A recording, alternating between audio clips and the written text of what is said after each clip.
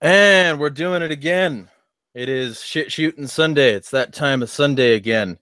Waiting for some people to get in, but today's subject is stateless security. So it's like how do you protect everybody? How do you protect the poor little grandmas and children in an anarchist society? How do you keep them safe when it comes to like foreign policy, domestic crime and shit like that? We've got multiple guests interested in showing up, so they should be showing up relatively soon. If you're interested in showing up, contact me on Twitter at Insanity is Free or Facebook.com/Insanity is Free, and I'll get you the Hangouts link. But just some housekeeping before we get into any of this. This is supported by CryptoTab and the Brave browser. You can find links to those in the description. The Brave browser will save you time and money. Well, Federal Reserve notes anyway, in that it blocks ads, blocks trackers, and generally makes your web browsing experience lighter weight and less intrusive. Additionally, it creates the ability for you to control that on a more individual level. It has settings for each site. You can decide for each site, and they're coming up with a basic attention token system where you can fund the creators you want to fund directly rather than funding them just because you happen to click on one of their links. So give that a look. If you download it and use it for 30 days, well, have it for 30 days. And they can verify that. I get $5 and it supports the show, so it's very much appreciated if you do. The Crypto Tab is a browser extension for Chrome-based browsers, which Brave is one of those, and it allows you to use spare CPU power and your browser to mine cryptocurrency. It joins a cloud mining pool, and the more people you invite, the more likely you are to be able to make like a huge passive side income. Well, huge if you're one of the poor ones like me. But that, and it's sponsored by Liberty Mugs. Mugs to piss off your coworkers, mugs to convey that libertarian message that you want to convey, but that your mouth is full of coffee, so you can't convey. This makes sure that when you pick up that mug to your face, you can still express the kinds of sentiments that make people think you hate roads and small dogs. So make sure that you pick one of those up with a referral link in the description. And there are many more ways to support me at the bottom of said description, so feel free to click that as well, especially if you're on DTube and you can just upvote this content and give me the skrill that I need to survive and keep on doing shit shooting Sunday and the State Smash podcast and whatever else I do. Without further ado, I guess we'll still be allowing people to come in, but we have our regular cast. Some of the people have been here before, and some of the people haven't. That will be here possibly shortly. So just expect people to pop in and out. This is a 3-hour stream after all, and being here for all of it is taxing. So I understand if you do not want to be here for all of it. But either way, why don't you all introduce yourselves and tell us a little bit about yourselves before we get into this? Sure, yeah, this is Finan, and you can find me on Steemit. I really wanted to make tonight, actually, because I'm a private investigator, and I specialize in residential security, and I'm also a strong supporter of the militia as it was originally intended. So I'm looking forward to the talk. Again, people can find me on Steemit if they're looking for me, and I appreciate you inviting me to the talk. Thanks. Awesome. And, yep, I'm just a guy who is trying to find ways to reduce the impact I have on my fellow man via the state. So, find ways to avoid funding government, finding ways to live without stepping on the toes of your neighbor, things like that. Very excited to be here and looking forward to it, particularly because, as we're going to get into it, but I don't consider a massive extortion racket to be legitimate protection. So yeah, I'm definitely looking forward to today's segment.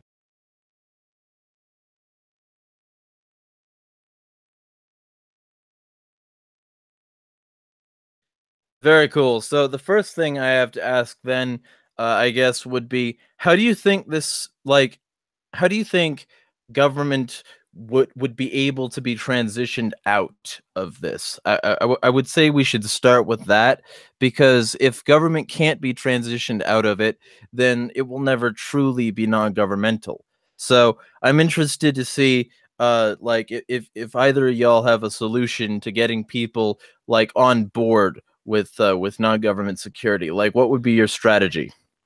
Well, I hate to oversimplify it, but yeah, there's a real easy way to do that. Get the cops the fuck out of your town. like literally get them the fuck out. People will, you know, want to pull their hair at me saying that, but I'm from a place where it's bad. And I'm telling you, to anyone who hasn't had to live in one of those places in America where it gets bad, the cops make it worse. They don't make it better. It only gets worse. It only amplifies. It only escalates. Most of these places, and you're starting to see it now, people are tired of it. You know, they're tired of people getting shot in the street and women getting assaulted, and then cops showing up 3 hours later and shrugging their shoulders and, you know, arresting some 14-year-old kid selling dope on the corner, not bothering anybody on their way out. People are sick of that. So what happens is you get local militia-like groups, like the majority black biker gang in Cleveland that just took over a whole section and was like, that's it. It's a wrap. Cops stay the fuck out. Gangbangers stay the fuck out. If you're coming in here and you're doing this bullshit around these kids, you're going to have to deal with us. You're not going to be dealing with some cops, some scared white boys hiding in their car. You're not going to be dealing with some old lady community organizer who's going to sit on the porch and fuss at you. You're going to be dealing with me. And I'm going to shoot you, or I'm going to knock you over the head with a pipe. Kick rocks. That's what you got to have happen. Because what will happen is they'll kick the cops out of the communities, and then the rest of the world's going to say, oh, well, here we go. Let's watch it. And then all of a sudden, all hell doesn't break loose. You know, the city doesn't burn to the ground. Women aren't raped en masse up and down the streets. Kids aren't murdered. All of a sudden, everything just chills out. And then people will stop and say, oh, well, wait. Well, these guys just they just got together and maintained the culture that the people wanted, and they didn't have to vote for anyone, and they didn't have to lock anybody up. They didn't have to arrest anyone. They didn't accidentally go shoot some unarmed kid. They just did it. And then people will see that and say, well, why can't I do that in Silver Springs, you know? Yeah, it reminds me of places in Philadelphia, and that's where my wife is from. And there's parts of that city where the cops just don't go. And when we go up there to visit her family and friends, we've actually turned it into a game where we bet and see how long it takes before we see a cop. So the cops are in charge, and you can't compete against them to give any security services. Yet they're not even there to give any services. And like you said, when they do show up, they cause more harm than good. So yeah, it doesn't, the current model basically as it is does not work. And that's not even talking about the double standards and special protections that they have. At least with a private group, they're going to have a vested interest in protecting their reputation in the neighborhood. And they're probably going to be from that neighborhood. So they're going to care more, and they're not going to tread so heavily on the people that live there. Winner, winner, chicken dinner. That's exactly what it is. You're not so quick to put your boot on the neck of someone when that neck of someone goes to church with your mom, right? That's going to make shit kind of awkward. Yeah, and you know, I mean, on that level, it seems like police are disconnected from the consequences of their job, because they have this protection system where they essentially don't have to worry about like any sort of enforcement mechanisms for the laws they break, because if they do break a law, they're not going to be held accountable. They're you know, if they do get fired, it's basically a slap on the wrist, and you have to move to the county over so that you can get a job there, because the thin blue line protects its own. It's like police protecting police is not police protecting us from anything. It's police protecting police from, you know, any sort of internal scrutiny. So I would say that that's a huge part of the problem, and one of the reasons that like non non-governmental security, which, by the way, I would like to emphasize that because, you know, there are many people who have a dirty stigma associated with the word private. So I do want to emphasize that it's not necessarily private security, even though that would definitely happen with government stepping out of the way. But like, I don't want to like just say private security, because private security definitely is valuable, but it's not necessarily the only way it would work. At the same time, like, it's definitely something that needs to happen eventually, because the way that policing works right now, they're not supposed to protect you. They're supposed to enforce the government's edicts, and they're not even very good at that. Well, let me run a scenario by you, because I see what you're saying. There's you know, so you would see a private security would be something that would be found in town, if you will. Take like a country town or what have you.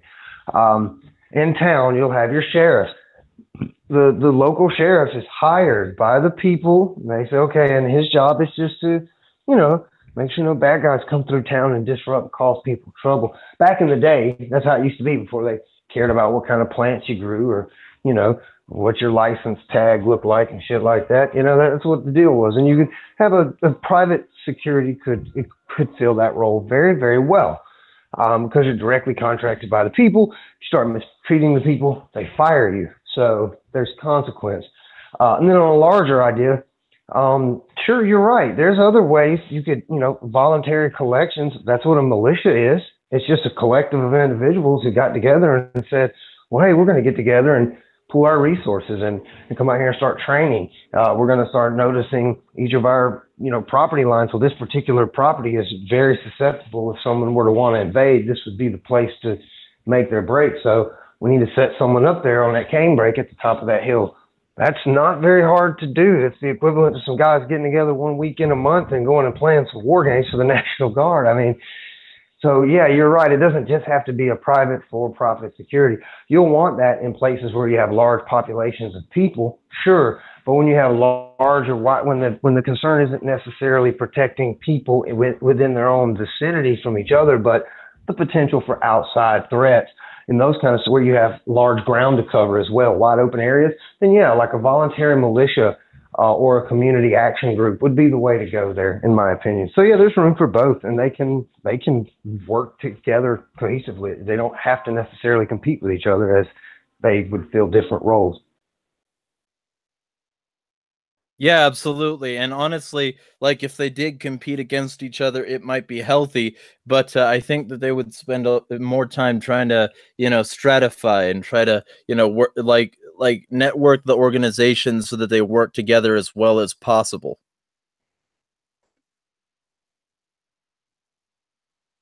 So Aaron just joined the call.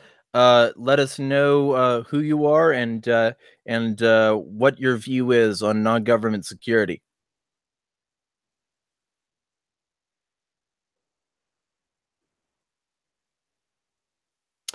Well, or not. Let us know when you actually get your mic working. But what, like, in terms of like organizations working together, you actually work with other organizations, right, Finian? Hey, can you hear me now? Yep. Go ahead.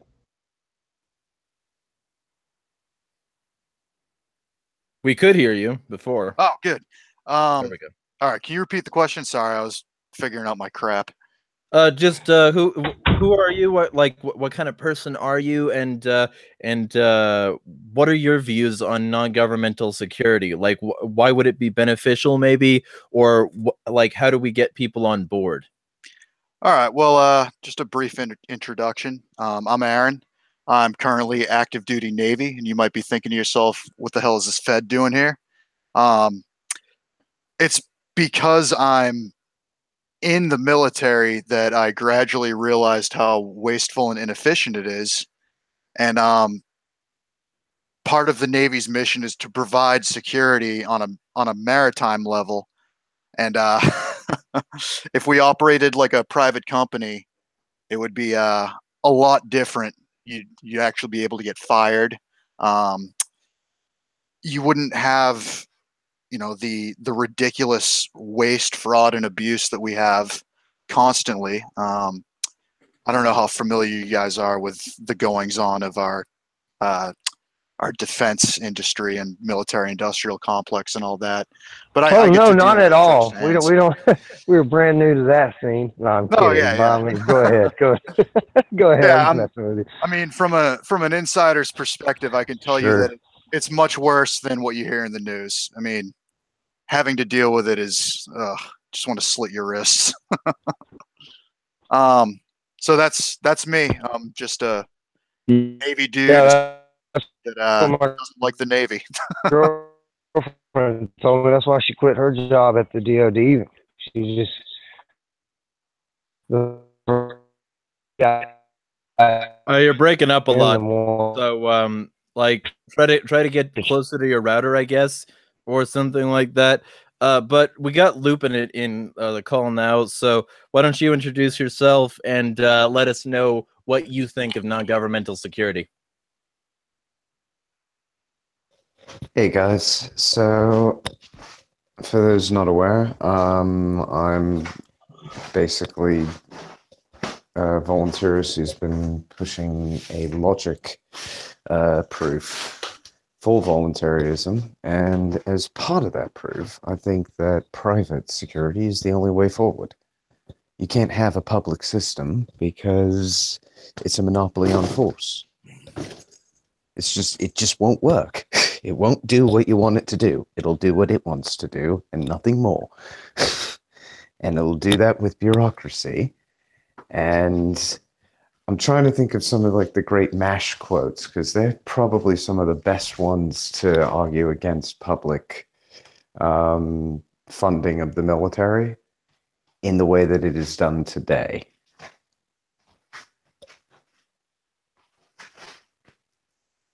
But unfortunately, my mind has sort of slipped me on that. Oh, it's all right. Well, anybody got anything to say on that level, the funding level? Well, I'm pretty sure I'm preaching to the choir here, but you know the old adage we like to use that good ideas don't require force. And well, who would pay for it? Well, the same people that pay for it now. If it's not important, they wouldn't pay for it. So funding is going to be one of those things where, I mean, if you need it, you'll need it. You know, the town I live in, or that I moved from, not a big town. Didn't need a big police force. You know. Then again, the next town over's got a college, and every Saturday night you got 100,000 drunk people in the middle of your campus throwing toilet paper over trees and stuff. So, you know, you're going to have different needs, and people will accommodate those needs because, well, the alternative is not very pleasant. You know, it's the same reason people will pay for utility services, because not having water kind of sucks. You know, it's really not that complicated as people try to make it out to be, make it seem to be.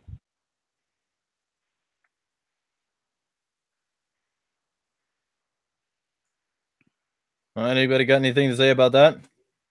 I completely agree. I mean, one of the ways that I reach more, I guess, normie people when it comes to discussing things like this is that a one-size-fits-all solution isn't a solution at all.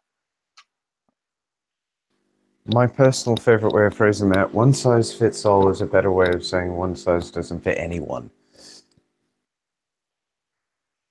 Yeah, exactly.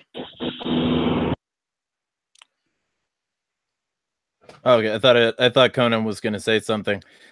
So we've sort of got funding out of the way. That was the easy part. So let me ask then, specifically to you, Aaron, how, like, what kinds of inefficiencies do you see that are inherent in sort of the government model?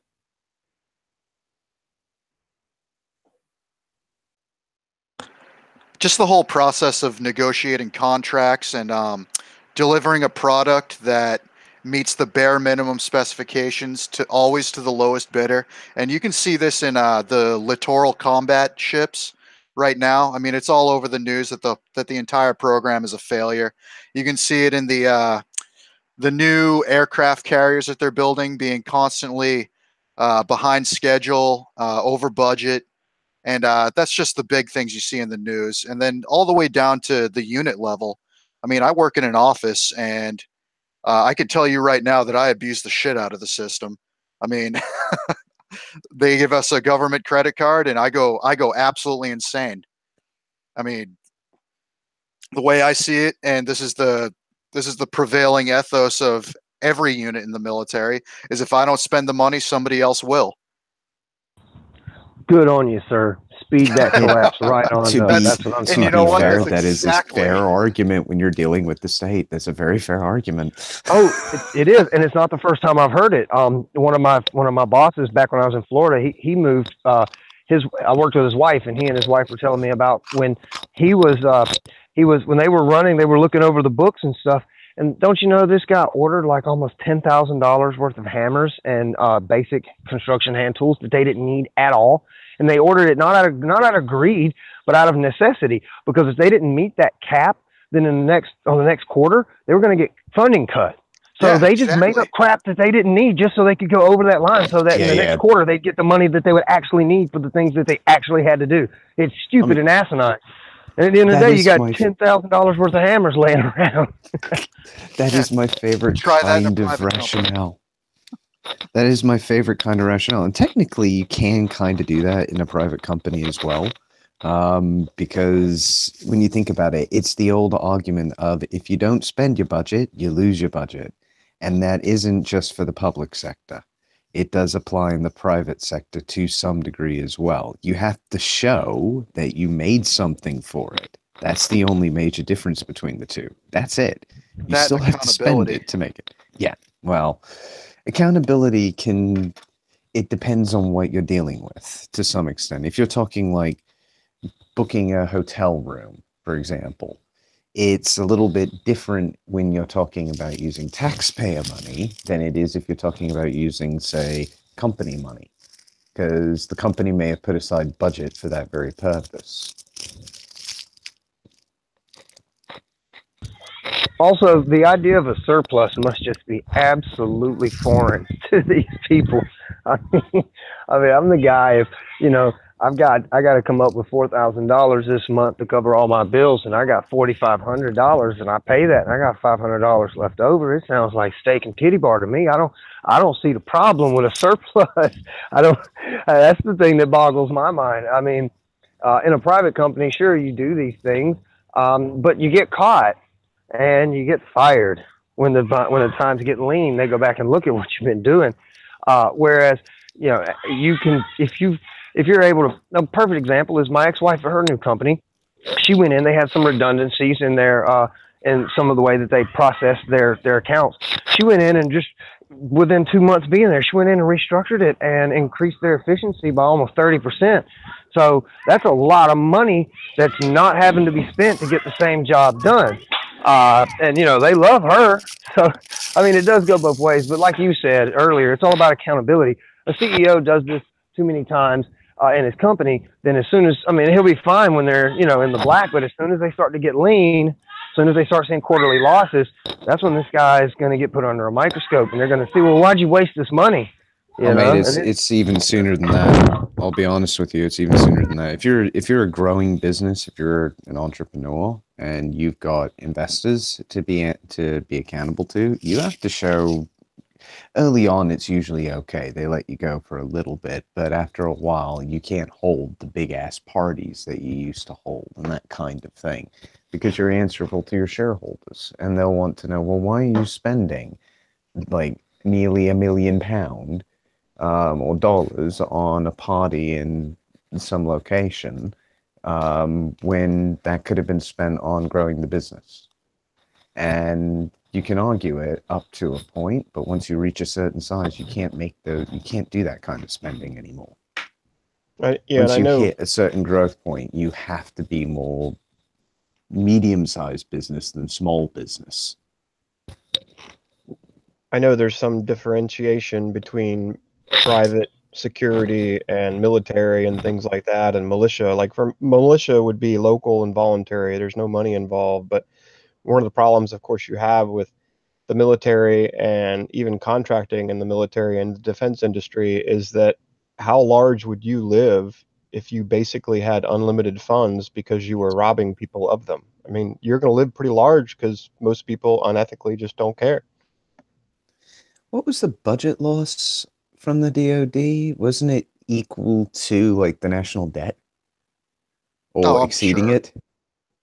They Wouldn't play with the surprise me. numbers a lot. Yeah, I know they play with the numbers a lot. So I've even had this argument with people where they're like, "Oh, we don't really spend that much money on our defense." And it's like, no, actually, if you look at the actual numbers spent, we're spending a crap ton of money on defense. It's like the second highest expense that we have of all the expenses. No, I say we again, which is annoying. I got to get out of the habit of doing that, but our government, basically.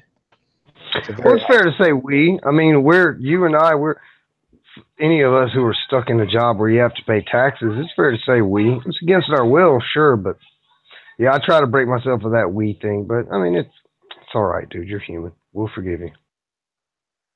Thanks. Yeah, this goes back to the police forces too, because even at a local level, the whole business structure of a corporate, and I learned the hard way, even a sheriff's department, is counter to what it would be in a private enterprise. And by private enterprise, I mean an actual free market capitalist enterprise where they actually had competition and there were no double standards or special protections.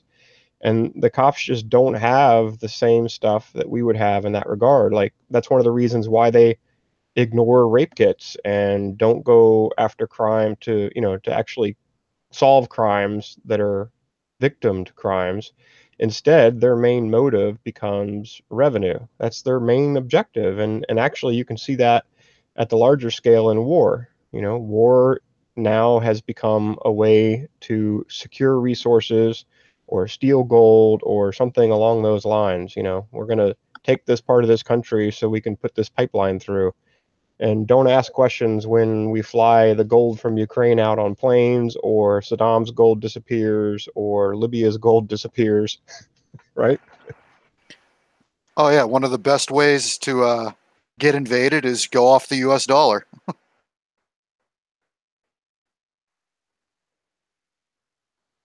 Well, Yeah, so and the on that Libyans had a level, pretty nice setup. Go ahead.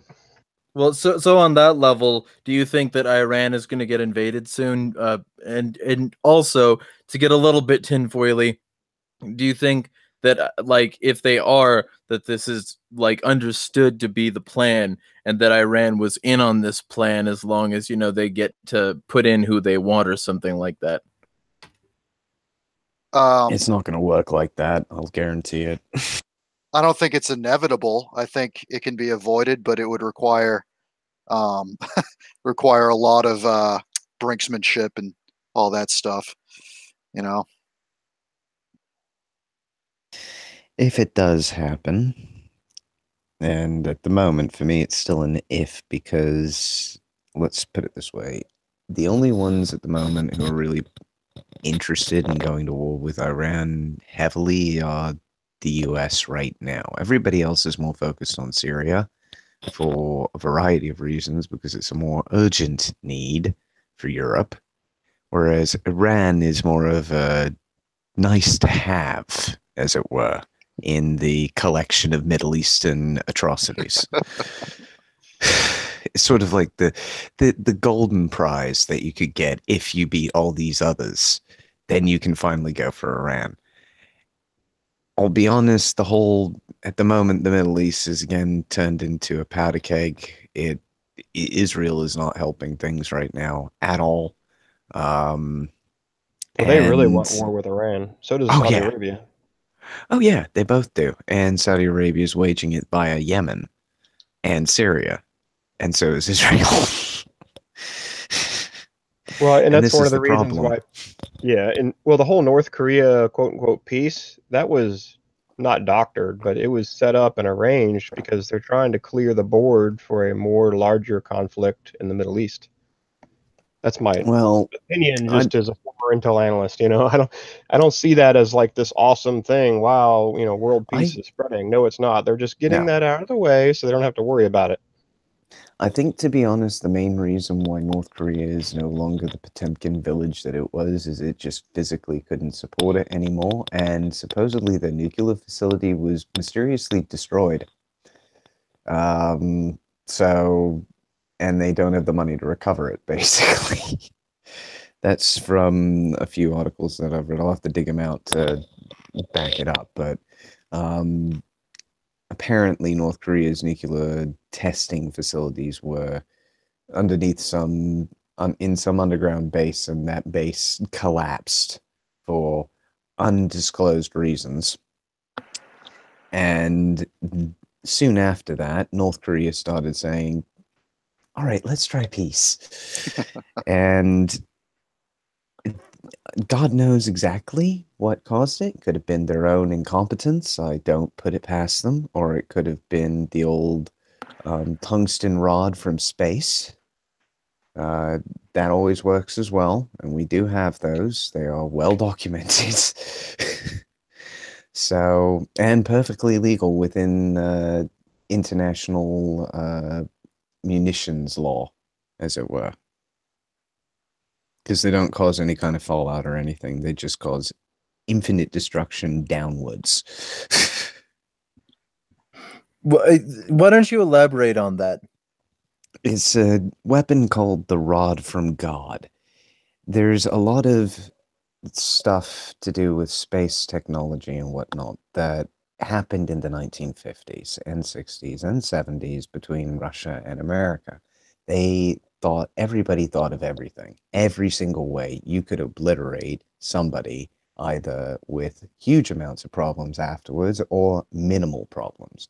And one of the ones that everybody said was okay, but we won't use it just because there's no real need to, was the rods from God. It was a tungsten rod which would be shot from orbit and would basically hit the ground traveling at, well, something approaching escape velocity at least, from a height of space. So it has incredible force behind it, but it doesn't leave much in the way of any kind of like fallout. Same sort of impact as a nuke would have, minus all of the problems afterwards.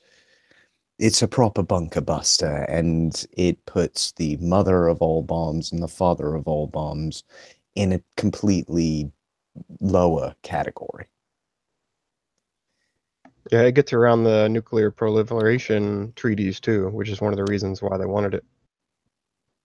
And everybody said, yeah, no problem, pretty much. It's, if you can build it, we don't have a problem with it because we'll build it too.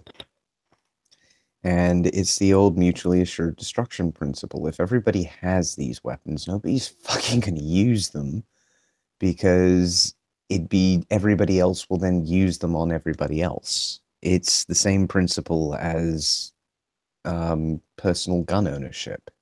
If everybody has a gun, the risks are so high for using a gun without cause that you won't use a gun without cause. I would be interested to look at the statistics on bank robberies in Texas compared to other states based on that note. They probably would still occur, but I suspect that probably at a lower number or at a higher fatality rate for the robber. Yeah, exactly. That's just my guess. I'm just going on a hunch. It's kind of like the Draw Muhammad thing, you know. It's like, oh, I have an idea. Let's set up in a fortified bunker with a bunch of rednecks that really want to shoot brown people, and let's do something that we know is going to trigger these people to want to come shoot us. Like, I saw Joe Rogan was talking about it a few years ago in a stand-up, but he made a really good point. Like I know you're mad, and I know you're ready to go, but like, you do realize this is a trap. Like, oh yeah. The way he phrased it was, how obvious does a trap have to be before you get suspicious? Exactly. That's, I think, his exact words for it. Like, it was just, but either way, still makes a very valid point. All right, you've got guns on your walls, you don't have to worry about that stuff. So we got somebody. Purposeful. Yeah, we got somebody new in. He's been on before.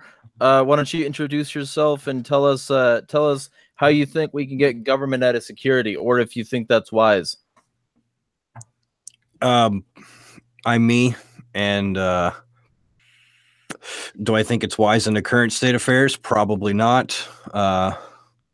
Is it wise on a grander scale of things, is in concern of what I have as hopes for humanity? Yes, of course.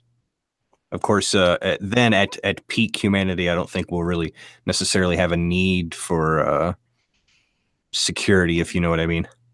No, Well, I'm we'll always interested. need security. Mm-hmm. I want to know why you think short term it would be a bad idea to have privatized security and have government out of our police force. I'm interested. Too big of a change, too fast. Sounds like a guy who never dated a black girl before. That's a joke, but seriously, that's a joke. But on a serious note, I understand the idea of too much change too fast. It could be scary, especially considering we've had 4 generations of government dependence going on. It's a valid argument, and I'm not saying that shit wouldn't get a little bit crazy, but I'm pretty convinced that it's kind of like having a broken bone out in your several miles from healthcare. It's gonna be very jarring to reset this bone, but the alternative is that you don't set it and it festers and it gets worse and worse, and then it gets to a point where you're gonna lose your leg because there's nothing left to save.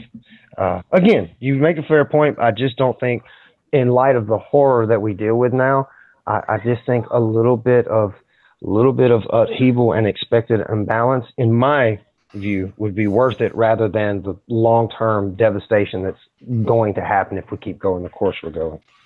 But with the I'd bone, back up you and don't, ask a question.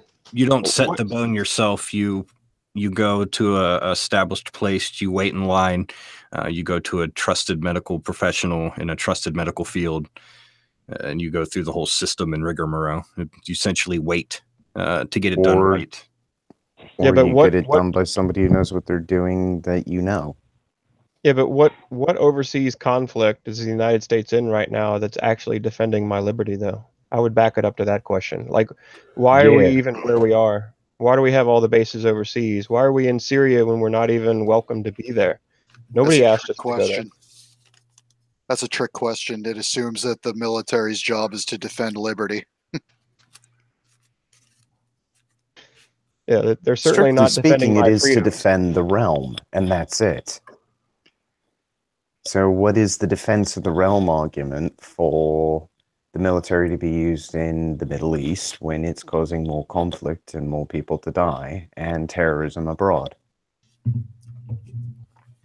That's Are these hypothetical questions, or are these actual questions you guys want answered? Actually, that's the philosophical purpose of the military, is to provide security, but I think in reality, we're so far past that.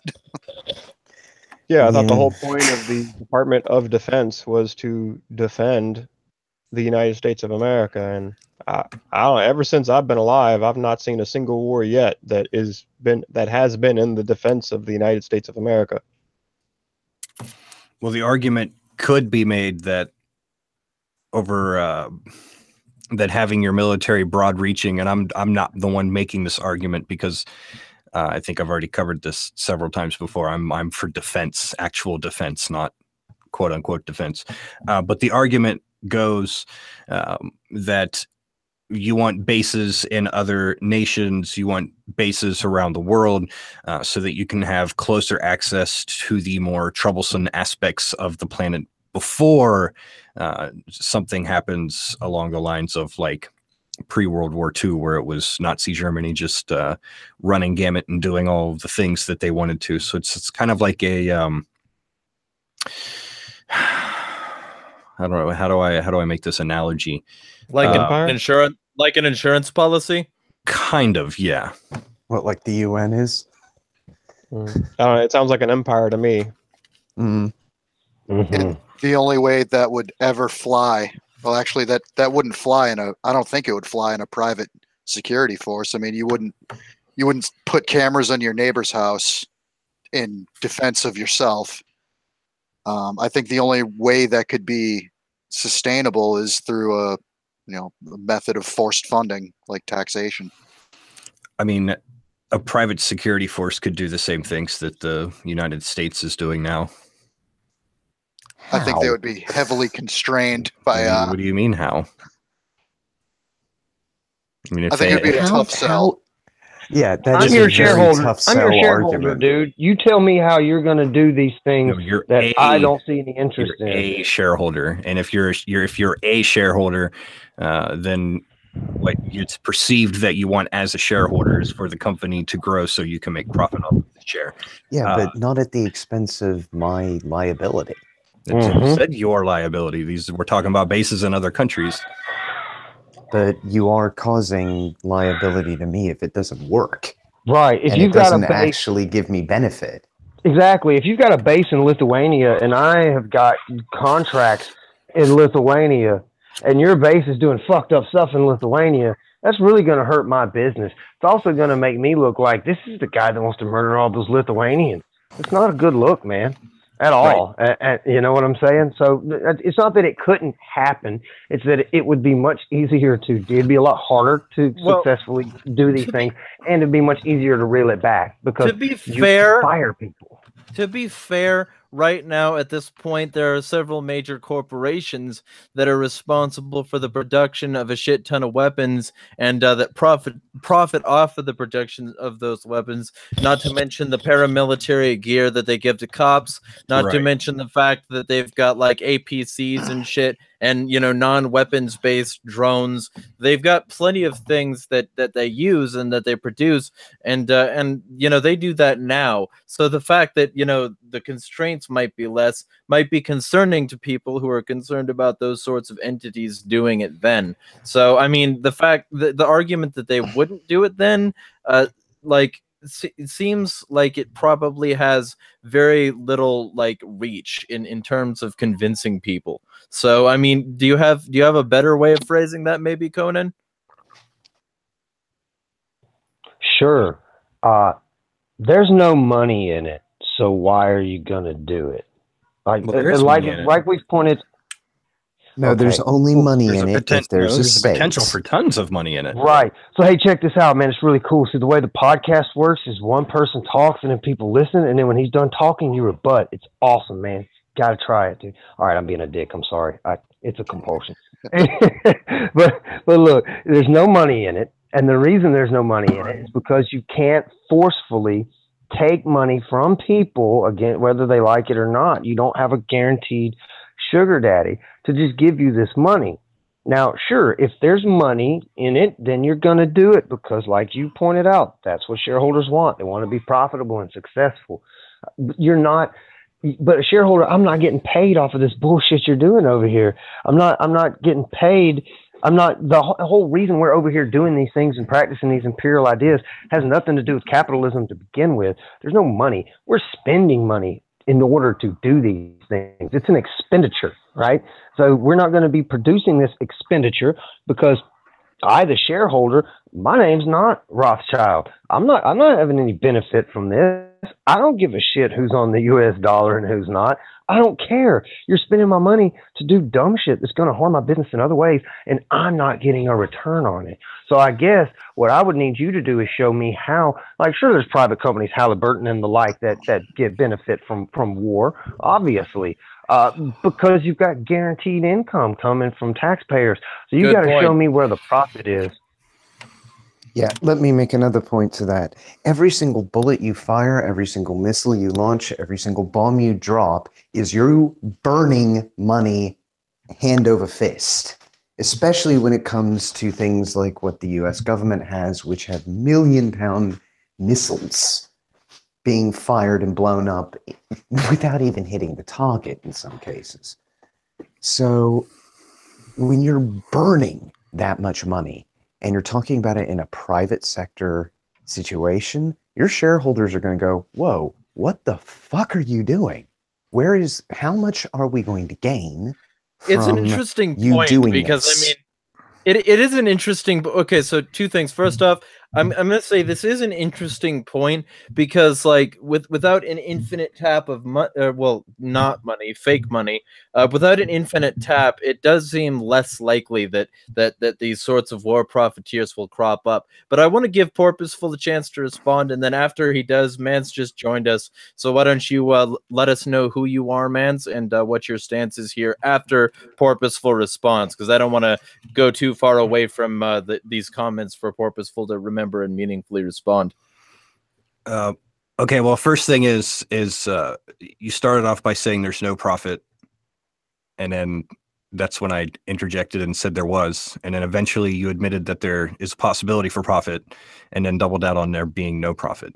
A lot of the things that you two are saying are based on your own personal ethical assumptions of how things would work. That's fair. If I personally had unfettered access to a giant security firm, and I became one of the biggest security firms, and I had a personal friend, who wanted access to I don't know, let's say diamond mine over there in Africa, and he was having difficulty sealing the deal to get the contract to do all of the things, whatever the case may be. And he came to me and said, "This is a very lucrative deal to me. I'm going to make, let's say, hundreds of millions of dollars. I'll throw $100 million your way. It's going to cost me $1 million in bullets, supposed, whatever the case may be, and I might potentially lose a few shareholders. But I also might business. I also might potentially gain more business. So when you're talking where the about risk comes in, right? But when we're talking about things like capital, we're talking about an entire system based solely on risk, right? So these things are indefinitely going to happen. Well, this is the likelihood or the chance might be. Before anybody responds to Porpoise, let's let Mance introduce himself. So Porpoise, does that relatively well cover what your idea is there? Yeah. All right, cool. So, Mance, why don't you introduce yourself, let people know what you do, and let people know what your stance is here, and then people can respond to Porpoise. Mance Raider. I have the Free Man Beyond the Wall podcast. I've written 2 books. I have no idea. What's the subject again? What are we talking about? Non-government security, like benefits, risks, that sort of thing, and also like how to get there if that is desirable. So you're talking about in the absence of a state, security. Yeah, well, security in terms aspects. of because we're talking foreign right now, but we could also talk local level cops. We touched on that earlier, but we're discussing the military right now. So military is the harder one to solve. Well, yeah, the military, it would have to do with. The easiest way is somebody would start an insurance company that people would pay premiums into, and they would insure the security of a certain area. And if things got bad and they were overrun, they would be forced to pay out. They would be forced to administer restitution.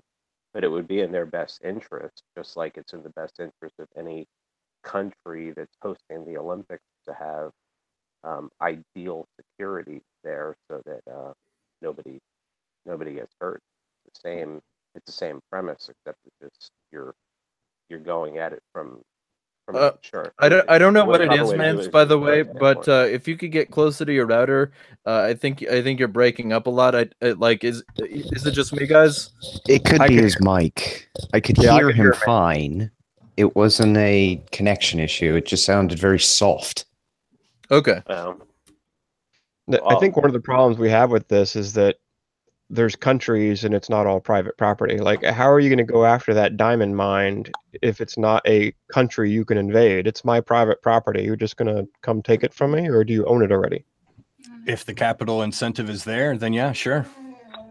So that's so what you're saying is hang on 1 sec. before we go into the nap or ethics or anything, let me put this to you we can't go into ethics. I've already No. conceded the multiple times that I'm here that the ethics of absolute complete freedom is the absolute ethical system that I personally ideologically adhere to. However, I view things on a pragmatic stance. You as an individual with your small amount of relative property on the global scale, my potential investment, my potential gain, my potential group, like there could be several hundreds of people involved in this. We could even pay the people in your local district to turn a blind eye. Like all of these things are completely not only feasible, but probable. And they've happened already. No. This is where I disagree. The problem is you're assuming that because you're the Pareto company, you've built this reputation as being an excellent security provider, not an excellent military invasion force. Isn't that what these war profiteers already do, though? Like, don't they have a reputation? War profiteers basically build paramilitary groups and then sell them on as invasion forces. Basically, or they're ways to Boeing quell or rebellion. Martin. They're just weapons manufacturers. They're not really the same category. Can we just be fair and say that they're all just legitimately mercenaries? Yeah. Well, like, I don't know. Does Lockheed Martin fire guns? Carry a gun and assert power for money. So I mean, like, let's not mince words here. Well, no. Let's categorize these things correctly. Is what I'm saying. You've got weapons manufacturers, and those are the likes of Lockheed Martin. You've got company and Halliburton and others. You've got contractors who are on the ground, like Blackwater.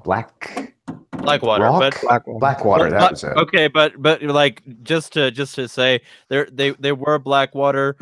Then they changed their name, and I forget what their name was. But essentially, they've changed their name twice since. So they're no longer Blackwater. Blackwater is now defunct, as far as I was as far as I remember. Correct. You are correct. I don't remember the name. It's like Ignatus or something. I'll find their latest names while you respond there. Fair enough. But the problem is when it comes to a security force provider, that's a specific type of industry dealing in defensive deployment, not offensive deployment. If you're talking about, you have to prove that you can do that to your shareholders to start with. Second, you have to prove that the reputational risk to your existing so I'll do all this off the books. And then you immediately will get hit by somebody who audits you because your shareholders will demand that you are constantly audited to make sure you don't do that. It doesn't. See, I as a shareholder, you have to have in a company like that. I wouldn't care. Why? Well, probably because you're liable. Probably because one, how am I liable as a shareholder? That doesn't know. Because you don't have a state to protect you anymore. What you do. I'm busy doing other things. I'm busy doing my life. I'm funding my business. I'm busy doing my family. You're funding if I look on the internet one day and I'm like, oh shit, my stock's double. That's cool. I turn the fucking browser off and I go back to what I'm doing. I don't know what happened. I don't care. So you don't take responsibility for your investments. Is that what you're saying? We're missing a key piece of data here. You're in your debate, you guys, you're operating, and I guess it's forgivable because the state has a monopoly on these sort of things. So you're not taking into consideration not only in a privatized situation like what you're discussing. Not only can I fire you, right, if I don't like what you're doing. Well, you can't fire me. You can sell your share of my company. Okay, so or not be a customer. Okay, that's fine. Okay. Like I said, I'm looking at $100 million deal. You selling your one share is literally meaningless in this scenario, right? Yeah, but you're assuming I'm the only one who will feel that way. And that's not a safe assumption. No, I'm not assuming that you're the only one. I'm assuming that most you're people going to be look, if I don't talk over you, I don't think I'm going to get to. That's what you've shown me so far, dude. Here's the deal. You think that you can be a slimy businessman in any line of business whatsoever. You think that you can just shit on people and that in a free market situation, the people are just going to tolerate it. And that, I don't know what business you run, bro, but it probably is affiliated with the state, because that's the only place where that logic runs at all. at all. The first thing I'm going to do is, sure, not only am I going to sell my share, I'm going to convince several other shareholders to sell out also. Then I'm going to start my own firm, and I'm going to destroy you, man. I'm going to ruin you. Your name is going to be absolutely ruined in the court of public opinion. You're going to be looked at as absolute scum. And then lo and behold, here's this shining white knight who guarantees that he won't do these horrible things. You will become my advertising slogan. I haven't even done anything to show that I'm ethical except shit on you and expose you. And that by proxy makes me the better person. I'm going to be the person that they hire. Plus, people like new stuff. Plus, people like honesty. So you say, oh, well, you're just thinking ethics with your heart.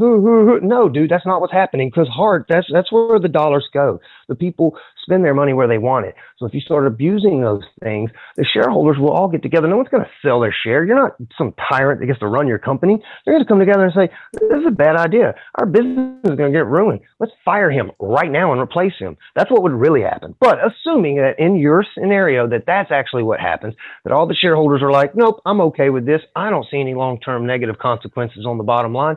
I'm going to stay on board. Then those who left with me, we would leave. We would ruin your company. We just destroy you in advertising. And then I would replace you and I would take those contracts. And that's how that would work, because that's how it works in almost any other line of business where you provide a service that people pay for.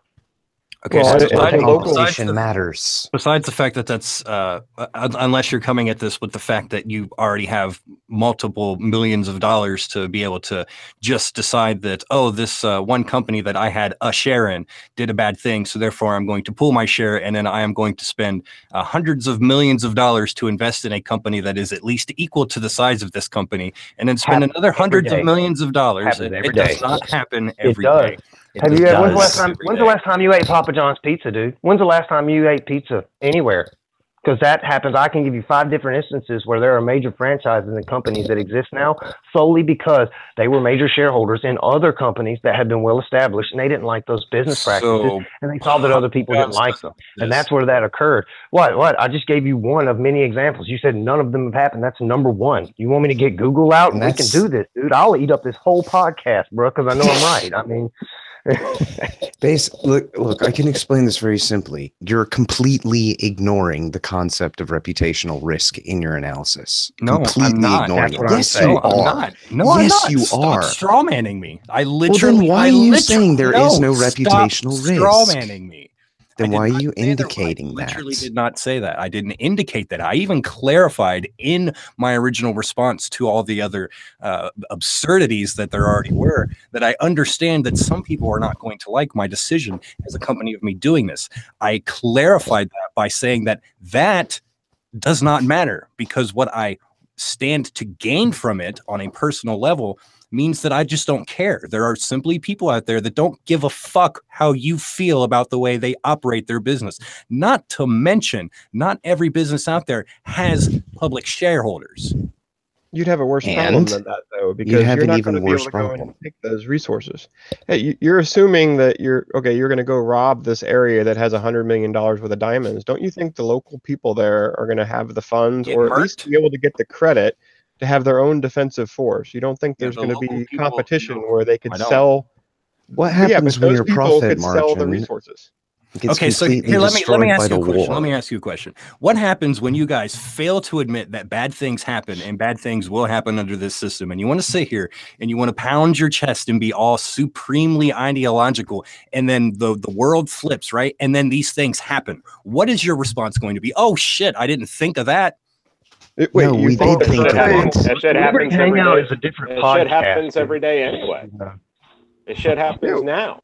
Well, if it happens now, then why are you guys trying to tell me that it'll never happen when I'm literally just trying to tell you that it'll never happen? Nobody is saying that. Now who's doing the straw? Now who's straw manning? We're saying that the risk is much lower in a free market system from what you're describing. Because you have because you don't have the government. You don't have the government as a safety net. No, stop. I already pretense that the risk was lower. The fact that we're still having this argument based on what you guys are telling me now is absolutely asinine. Because what I said, if what you're telling me now is that what I said before is a straw man, and you're not actually saying that this stuff won't happen, even though you're debating me and you're countering me as if it will literally never happen, then as it turns out, we actually agree, don't we? We're not saying that it won't happen. We're saying then why are we arguing about it? Because you don't know how to let people finish their sentence, bro. That's why we're arguing about it. I mean, that's the third time I've asked, and I'm just done, dude. Like, seriously, you're acting like everyone's straw manning you, but it's obnoxious to speak with you, dude, because you don't have respect for other people to say what they have to say. Now, that being said, the answer is very simple. We know it's going to happen, but it's not going to happen as often because people are going to be held accountable for the consequences of those activities. So it's going to happen. And then the natural consequences will occur, those same natural consequences, which do not occur because guess what? The government runs shit. You should never hire someone that you can't fire. You see? So in our situation, what happens is those consequences simply come to pass. That's all we're telling you. It's better when it's privatized because there's consequences for actions and there's reward for success. All it is. That's it. That's all we're saying, dude. You can fire the government, though. No, you can't. Yeah, from the roof. You can't. Oh my God! You Where can't. did you guys find this guy? A fucking FEMA You can't fire the government. You can't hire different elected officials. You can't vote to change laws. You can't vote. How for do you elected fire a officials that bureaucrat? How do you fire a civil You servant? can't violently revolt and have civil wars that like they are in Syria and like they did during the Middle Eastern Springs. How do you fire? You can't do any of these things, really, dude. Really? How do you fire a civil servant when you can't hold them accountable for anything? Yeah, the value proposition of revolt versus just sticking with the status quo. I mean, well, and I'm glad you jumped in, Aaron, because I was specifically going to ask you how many times, because you're active duty right now. So how many times have you seen somebody be fired for their inefficiency or unethical qualities? Commanding officers on ships, at least. I can't speak to any other branches, but there's been a rash of firings in the past 5 or so years, just from mostly like sexual harassment or unduly familiar conduct, just mostly violating long-held cultural norms. But not being a shitty employee. But not being a shitty employee. Employer too. Hold on, let me just clarify this. What he's saying is that there's only been a rash of firings since the public perception and outcry over things like Me Too has become prevalent. Otherwise, before then, these things nobody got fired for. Right. Do you guys understand this? Right? Yeah. You're all sitting because it's the state. We're responsible for our shareholders. People don't have time in their lives. The only reason people are being fired for this now is because people are literally going out of their way from their normal day-to-day routine to get on Twitter and bitch about this shit. Right? Yeah, that's true. And I do want to say that I'm nowhere near optimistic enough to think that this, will just go away when the state does. And in fact, I think there will be a lot of periods, if this does happen, where the state is gone and so people do this more. But those periods, I think, would highlight why people like either needed another government or why those people would benefit from changing their actions so that another government would form. So I do think that there's some mechanisms there. There's a modern example to study, though. We can look at Syria right now and take a poll on the street, take a vote, whatever you want to do. Almost everybody is against us being there. And guess what? We're there anyway. It doesn't matter which individual commanders are getting fired or not. We're still there, and we shouldn't be there. And that's a perfect example of how we actually have no control over the war machine. You can say you're against securing poppy fields in Afghanistan or stealing lithium or securing contracts for certain companies over others. It's never going to stop. We have, as individuals and even individual states, you have no control over it. What's this we? Say we do. You're saying that we everyone can vote on Earth. Make it stop. We can't yeah, there's no way. Everyone on double standards and special protection. Everyone under government cannot stop the machine. Yeah, you said we as in we're over there. If you could take a poll over in Syria, right? If you take a poll in Syria, they want we to get out of there. What is the we? That would be the United States military. Coalition, the West. So that would be the United States military, right? So what if there was a paramilitary group that literally none of us had stock in that was over there in Syria? There are exact examples of that. And guess what? No, hold on. Guess what? Let me finish my point. there are groups like that, and guess what? They're Russian missionary or mercenary groups, and they were invited. They're welcome there because they're on the right side and they're doing Because there's a demand. No, you're not. You're still not answering the question. What if there was? What if instead of this us, the United States military, it was another? It was a stateless, a non-state acting paramilitary group that was over there causing strife. And if you took a poll amongst all the Syrian civilians, they'd say, "We want these people out of here." But literally nobody in this chat right now has any connection or authority over this company. I got this. I got this right here. Hang on, let me handle this for him. I got this. So here's what happens. I get a phone call from a smoking hot Syrian girlfriend, and she says, "Hey, my neighbors and the Kurds and stuff, we're kind of having some issues, dude. And I know you got some time on your hands. Sure, I'll be right over, babe." That's how that gets handled. It's not that complicated. The reason that people don't, let's say it was just some private group of assholes over there killing people, then you know what? Private groups of awesome people like myself and many others who have gone over there more than once, you know, that's not a big deal. Those are individuals that are making choices. And guess what? We would be welcome with open arms. They would be grateful that we're there to try to help them preserve their way of life from these people who are invading us, you know, period. So if the fact that it was stateless would be great, because then I wouldn't have any internal guilt about what they're doing to people. They're just assholes doing bad things, and I'm here to clean up the mess. Guess what? All mercenaries aren't bad. Some men are men of war. I mean, you know, my dad, he was a mercenary. He had his time where he was a mercenary at one point in his life. So what are you going to do? But my point is, that's an easy solution. That's a stateless group of individuals over there for profit. Then there'll be another stateless group of individuals over there to dispel them for profit, because there's a demand for it. Same reason the Syrians love having those Russian mercenaries there, because there's a demand for these guys to want a bunch of radical jihadis coming through and murdering all the Christians and Kurds and shit. They decided, you know, that's that. There's a demand for us there in that manner to keep other bad guys away. I mean, there are ex-SAS officers currently fighting independently of their own volition against ISIS in that region. Are you claiming that people will not get up and stand up against it if they know they have the training to do it? Well, and worse, the only reason why the U.S. forces aren't being squashed is because they know there'll be a very negative response. So they shouldn't be there. And the only reason why they're still alive is because we have the current system that we have.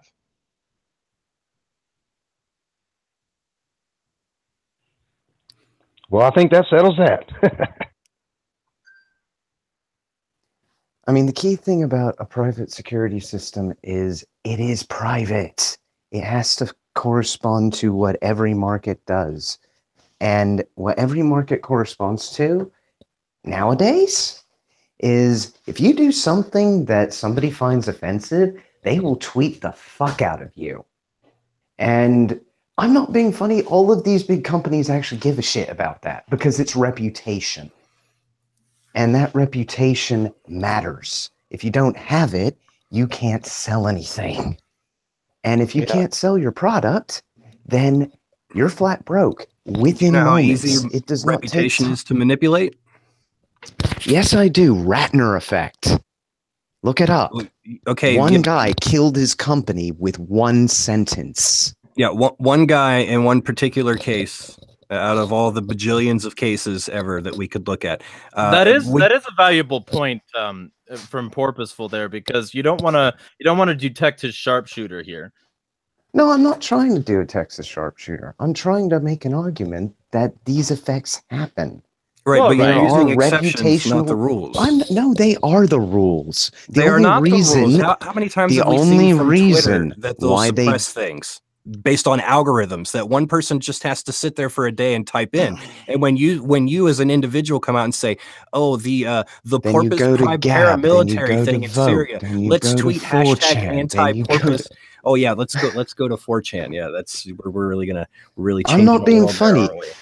Well, given the fact that they've managed to convince entire news agencies that fake news is real, so this is I think we point. can go to 4chan. Right. So this is my point. You've automatically backtracked from the most popular place where people can go and voice their opinions, which is why, like I said, no, you forced me there. You listen to me. You forced me there by changing the fucking goalposts. You forced me there, but yes, you did. Yes, you did. Yes, you did. I showed you. Yes, you did. Reality. Instead of going, you didn't. Twitter, like you basically said that Twitter will automatically defend any negative comment or defame any negative comments by deleting it. I said Twitter can. It won't necessarily do it. By saying something can happen, it will happen. That's what you're making the argument for. It won't do it, yet we've seen time and time again that it does. I'm not saying that it won't do it. I'm saying you can't make the assumption that it will. I can make the assumption that it's probable. And no, you can't, not necessarily.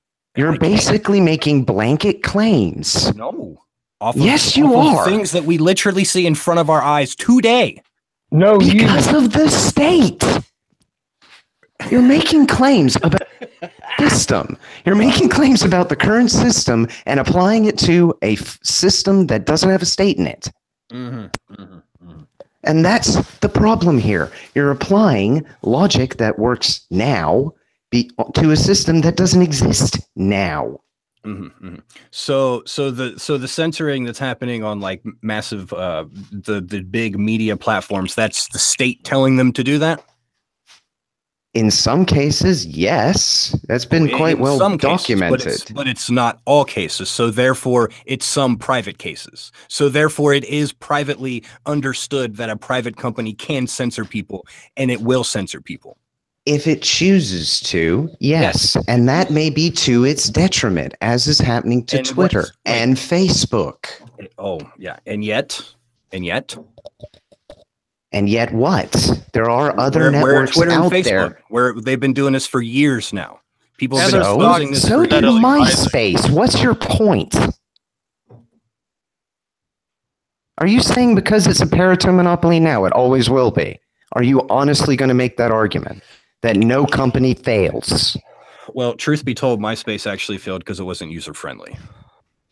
And neither is Facebook, and neither is Twitter. So why do you think it's going to stay that way? But Facebook stock has been doing relatively well lately, and they've been at the center. But their core stats haven't been. That's the point. Their users have been falling in both US and Canada, and their view rates for a number of hours viewed have fallen by 50 million per day. Well, do you have a response for that? Yeah, because they're just going to Twitter. In Instagram. No, they're not just going to Twitter. They're going to Minds. They're going to Steemit. They're going to DTube. They're going to all of the other networks that exist because there are other options out there that give them the freedom to speak. Okay, so I'm glad we clarified it a little bit there. So now your solution is under this competition is the solution. Right. Yeah, I get that. So your solution now is, right? Instead of going to Twitter, which in this situation has decided to suppress my paramilitary's actions in Syria, you're going to go to some other startup which doesn't have a voice in the hopes that in the next like 10 years, when they get big enough to like overtake Twitter while Twitter's falling and Minds is rising, that the conflict that I'm currently involved in Syria either won't have gotten 10 years more bloody, won't have been solved already, won't have been already taken by me. Like, do you see? Why use just Twitter? Why? No, what I see is somebody who's using a very narrow-minded view of things within a vacuum, trying to make an argument that without a state, a bunch of stuff is going to happen that happens within a state. If we didn't have warlords, we'd have warlords. Yeah, it's a non sequitur for me. It really does confuse the hell out of me. Warlords, we wouldn't have warlords. I'm saying we will always have warlords. I think you guys are under the assumption that only the state are warlords. No, I'm a warlord. We're saying that everybody is a warlord. If we're all warlords, then nobody is a warlord. That's the point. And you can't just say somebody will suddenly be a warlord everywhere because it's in everybody else's interest not for that to happen. Be a warlord. I'm saying that there are always going to be warlords. So whether or not there is a state or not, in the militaristic actions, the military being backed by someone who is a warlord does not simply absolve itself and magically dissipate because there is now not a state, and the person who is being the warlord who has the means to conduct these activities. You're basically saying at the core root of this, mate, that war is profitable. Correct? Yeah, obviously. It is only profitable in resource cases. No, it is only possible for you to profit off of war if you can justify the amount of expenditure you're going to make from the resources you will gain. If you have to expend more, it ain't profitable. Well, good thing we have things like automation are very expensive. Producing things is relatively cheap. Furthermore, let's go back. This I told you. This whole conversation started with you saying that we would be better off to have security at this point in time. Your exact words, I believe, were at this time. At this point in time, at this point in time, better with the state than without a state. In other words, privatized and free market. So you're saying that it would be better for the state to enact security than the free market. I'm saying that I don't want the private market to take over tomorrow. Okay, yes. So in other words, exactly what I just said. Okay, good. So then we go to the next phase where you try to say, well, okay, well, if that's the case, then that means you must think that the private market would do more damage or be more harmful than what we have now. I literally already said that was not the case. Right. Okay. So then I don't understand your argument. Well, you've nitpicked over whether or not you can get a message out on Twitter that your company sucks. I mean, what are we? He's playing devil's advocate, mate. That's why he's trying to argue. It's worse than that. I'm just trying to get to the square of it. What's the square root? Well, I mean, you need to show me why the state, which does what it does, would be a better situation than to privatize it. If you're going to admit that in a privatized scenario, you'd have less negative effects that we're discussing. What, man? Because why is the state better than? It's worse than that, though, because we need to take it back down to an individual level. So at an individual level, me robbing you is bad. At an individual level, me murdering you is bad. But for some reason, all of a sudden, on larger scales, those things are okay, and as long as your company shareholders never said they were okay. But you implied they were. I never implied they were okay. I implied it's going to happen. Yes, you did. Yes, you did by saying it's okay for a company to do that. No. I Jesus fucking Christ, stop. You guys are so lost in this fucking argument. It's insane.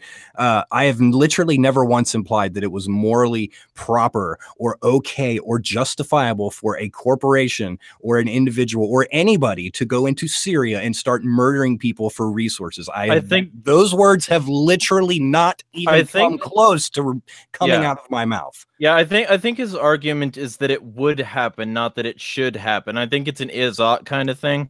If I'm not mistaken. His argument is that businesses will be able to get away with doing this without consequence because they don't give a fuck. No, that's his argument. He's wrong. The consequences would occur, and then that would my argument.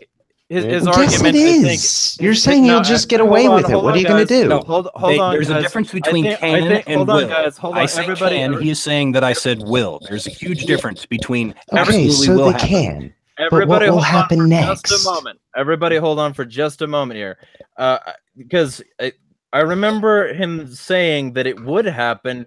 And that there would be consequences, but that the way he sees it under the current paradigm of the way people behave, which I actually agree with this point, and I've made it multiple and many times in other broadcasts, that we need a global paradigm shift in favor of anarchy and taking responsibility. But he's saying that if we flip the switch and tomorrow there wasn't a state in charge of security, that people would probably not have a great enough impact. The people who actually give enough of a shit to change it would probably not have a great enough impact on a business like that to change its practices dramatically enough for it to be shut down or for the practices to stop. I think which tomorrow it would be worse than it is now. It'd be worse.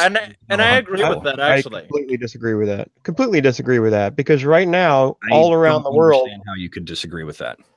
There's mass I actually murder kind of going do on. agree. If we were to turn it off, all of it just suddenly goes boop tomorrow. There would be so many people who would Worldwide go chaos, screaming in autistic reaches on all the forums electricity everywhere. is off. Government employees are out of work. Like, I could go on and on and on. There's so much shit that would change if you just turned it off tomorrow. But I honestly don't think anybody here was arguing that there shouldn't be some kind of transition period and that the thing should have markets in place to catch the fall. Nobody here is making that argument as far as I'm aware. I'm kind of making that argument because I think people would be better off than the militaries around the world right now causing mass murder and killing a bunch of civilians for resources. I mean, those military systems run off of diesel. They run off of debt and credit. And yeah, if they stopped, guess what? Those forces would go home. I would prefer to have a safety drop system, but I'll take what I can get. Abolish the state worldwide tomorrow, and ISIS dissipates. Yeah, that's exactly how that'll work. ISIS is a joke. Give me a break. If we had abolished the state 2 years ago, it wouldn't be ISIS that's the issue. It'd be basically all of the Antifa socialists. ISIS, yeah, and it'd be all the Antifa socialists, groups of people who conform to the letter of the law. Who, when they wake up tomorrow, realize, oh shit, there's no law. Like, niggas, have you even seen The Purge? Like, that shit's not far off from reality. I'm not even playing. I hope I get to meet you in person one day, dude. That's what the whole militia. Don't use The Purge, man. Honestly, that is like the worst parody of anarchy you could do. Honestly, The Purge is the worst parody of anarchy that you could ever do. Honestly, okay. Well, no. Because you don't. If you're saying yes, it is because that is basically no rules. What did we see in Ferguson when the people realized that the cops were told to be pulled back? Even before they realized the cops were told to be pulled back. What I saw was a gun. And what I also saw was local communities basically getting their guns together and defending their fucking property from vigilantes. Yes, small parts of communities. I literally said on a global scale. That does not exclude small groups of communities. That does not exclude me from hunkering down in my home with my guns, fending off fucking rioting looters and shit like that. But let's be fucking fair. If this flips was switched tomorrow, it would be unfettered fucking chaos. It's gonna take some serious work. What you guys want? I'm not going to deny that. Generational before it can mind even. If I interject? No, I'm not going to go multi-generational. It just needs a paradigm shift. Let's let Aaron speak here. He wanted to interject and he hasn't spoken for a while. So sorry, let's let Aaron speak here for a second. No, I mean, you guys bring up good points. Just talking about Ferguson, the question I would pose is, how much property damage do you think, how much private property damage do you think would have occurred if, say, most of those corporations weren't federally subsidized from that type of It wouldn't have mattered. It wouldn't have mattered. They were burning black-owned businesses, white-owned businesses. It doesn't matter. You guys are missing an entire social, psychological, cultural aspect of this that I honestly don't have enough time for the rest of the night to explain to you. You just have actually, you're making a lot of assumptions about even that. I'm not making assumptions. I'm making. Yes, you are. Yes, you are. When those riots happen, hold on a second. For God's sake, let me make my point. When those types of riots happen, and it's been proven, when most of those people that get arrested are from outside of town, so they're predators coming outside, and it's not those local people doing it. So you can't say it's all of a sudden they're going to cause chaos and there's going to be a zombie apocalypse. No, those people had a vested interest in protecting their community, and they tried. And a bunch of outsiders were allowed to go on a rampage because the cops didn't do anything about it. If there was a private security force there, guess what? Somebody would have done something about it. It's so that's actually a fair point. No, so let me get this straight. A bunch of people who rioted in Ferguson, Missouri, who were mad at the fucking state, right, because of the judgment that came down in the case and how they perceived they were being treated by the state. If the state goes away tomorrow, if they're not going to do the same things that they did in the time when the state was not there in their local area. Well, I don't know. I think that the people committing the crimes were people from outside the community. That's not my opinion. It's a fact. They came in to take advantage of the opportunity to commit crime as criminals. They were not the people from the local community. Yes, literally And I don't everybody think that committed any form of crime in Ferguson, none of them were a resident of Ferguson. Well, I don't think he's saying that. I think he's saying the majority No, weren't. he's saying majority. You know, probabilities. But either way, like, you know, So I don't think it's fair to say those people like, that came the from rioters were who had an protesting axe the to state grind to burn down buildings and shit won't do that. Purposeful. The more often you speak in absolutes, the less further this conversation is getting. It's not an absolute. You I'm just judging. said all. No, I'm judging. Oh, he left. Huh. Damn. Simply Well, all I'm no, doing is I'm I think judging that was what will happen probably tomorrow based on what happens today, what happens yesterday, what happens the day prior to yesterday, and in the weeks prior to yesterday, what happens in people's lives as of today, not the past. I can only judge and assume what's going to happen in the relevantly soon future. I don't assume what's going to continue to happen months and months and months in advance, but what I know of people today, what I see of people today, what I can observe freely, what we could all fucking observe freely. And for anybody to deny this, like, I seriously question your honesty, to be clear. If you don't think that if we flipped the switch tomorrow and there was no state, that there wouldn't be fucking massive amounts of chaos everywhere, I literally cannot continue this argument because I have no idea what to even fucking tell you to convince you that. From my point of view, I'm not arguing that it should just be a flip, because I've taken that into consideration. There are people out there who need to be taught how to think critically. If they don't, then they can't get anywhere in the new reality that they're going to have to face. But this is something that I think is not really a question of if, but when. We are getting to a point where people can individually take control of practically every single aspect of their lives from the comfort of their own fucking home. All they have to do is work and make a bit of money and have an internet connection. And then they can basically do whatever the fuck they want. And that is, to be quite frank, biggest thing that has ever happened to human society is the age of information. With that, people are becoming a lot more capable of making decisions for themselves. Now, I'm not saying that everybody is capable of doing that now. I've argued with enough freaking socialists to know how many people want to give up responsibility for themselves wholeheartedly and in totality. And because of that, voluntarily do that. I wouldn't say the vast majority. I would say if it was the vast majority, there would be 7.5 billion people on this planet. You don't think the vast majority of them willingly give up? No, I don't, because I don't believe the people of Brazil do. I don't believe that. I'd say most of the West does. I'd say the rest of them are very begrudging about it and are a lot more freedom involved, because I've spoken to people and have worked with people in a lot of Eastern European countries, and I know a fair bit on Chinese dissidents and how there is quite a decent size of them arguing that socialism doesn't fucking work.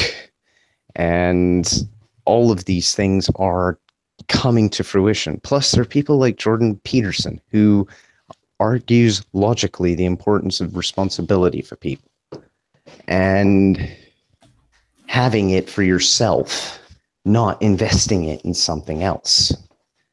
And those kinds of concepts, those memes, are really taking fruit. They are really starting to survive in the modern society. Give that a few more years. I don't even think it will take generations at this rate. There's no way that's going to happen in a few years. No way. Absolutely. You don't know. Dude, you don't know. I do know that. How do you want to know make that? a bet? I will gladly bet you any sum of money that you have currently available to you that will not happen, and that we will not have a gigantic paradigm shift in the next few years. Again, I'm not so certain. You never know what tomorrow. I am certain. You would do not know tomorrow. You are that certain. I am more certain you of are this than that anything certain. else I'm certain of today.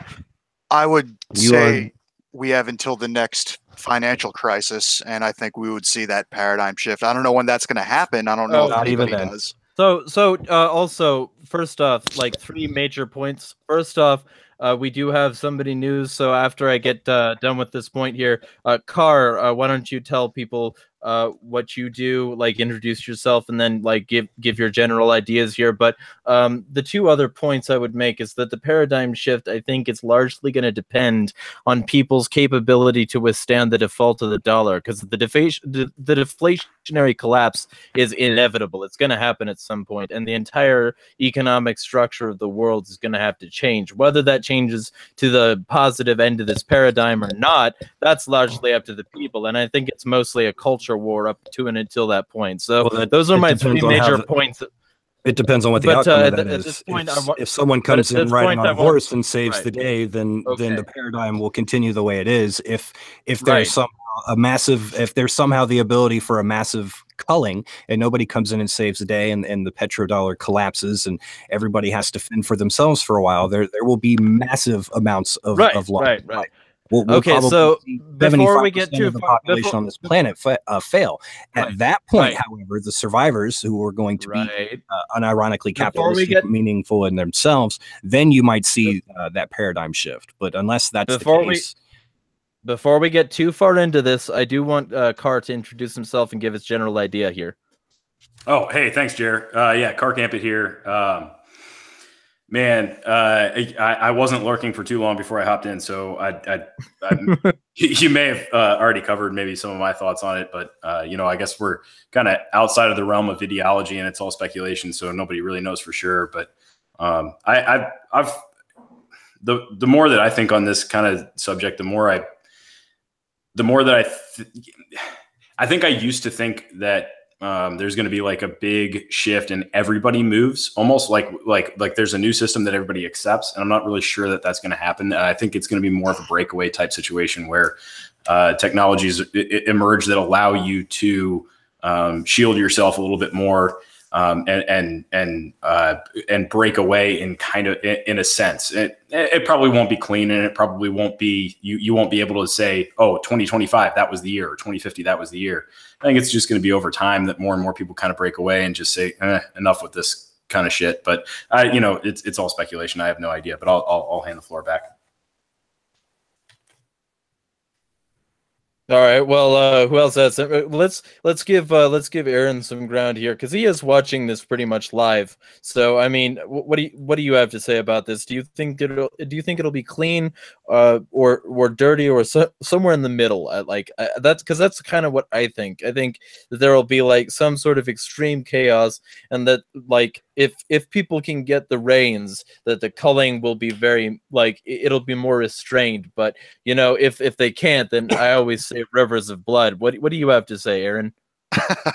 I think it can go one of 2 ways. It can go shitty, or it can go really shitty. On the one hand, I agree with I think it was Purposeful that was saying, basic human nature in a crisis is to fuck shit up. I could see that happening on a large scale, but I think maybe in the more urban areas, and I think the majority of the suburbs and more rural areas will be all right, because they've pretty much already been operating as much as you can without all the trappings of a state.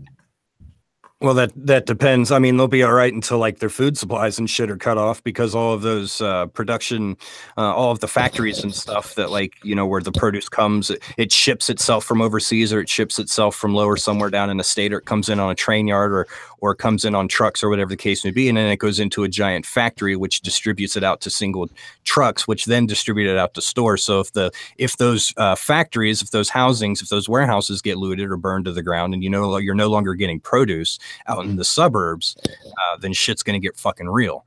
I agree. It won't be as impactful as it will be in in the actual urban. The urban areas are toast. We have to understand this. The urban areas if the lights go out tomorrow, The inner cities are just basically going to be on fire. Yeah, let's be fair. Let us be fair. They will go on fire. Argument for just switching off the state tomorrow. Like if there's some kind of massive EMP burst, or there's somehow some terrorist actor, or even a fucking hacker at this point that manages to turn the electricity off tomorrow and it doesn't come back on in 24 hours, shit is gonna get fucking lit. And there's nothing you can do about it besides defend yourself. And that's what everybody else is going to, no matter all the socialists and the communists and all the fucking people out there with good intentions and hearts, when the shit hits the fan, they're going to fucking realize or they're going to die. That's the reality. This is part of the reason why one should not be dependent on the state. Right. To be fair. Why you can't turn it off.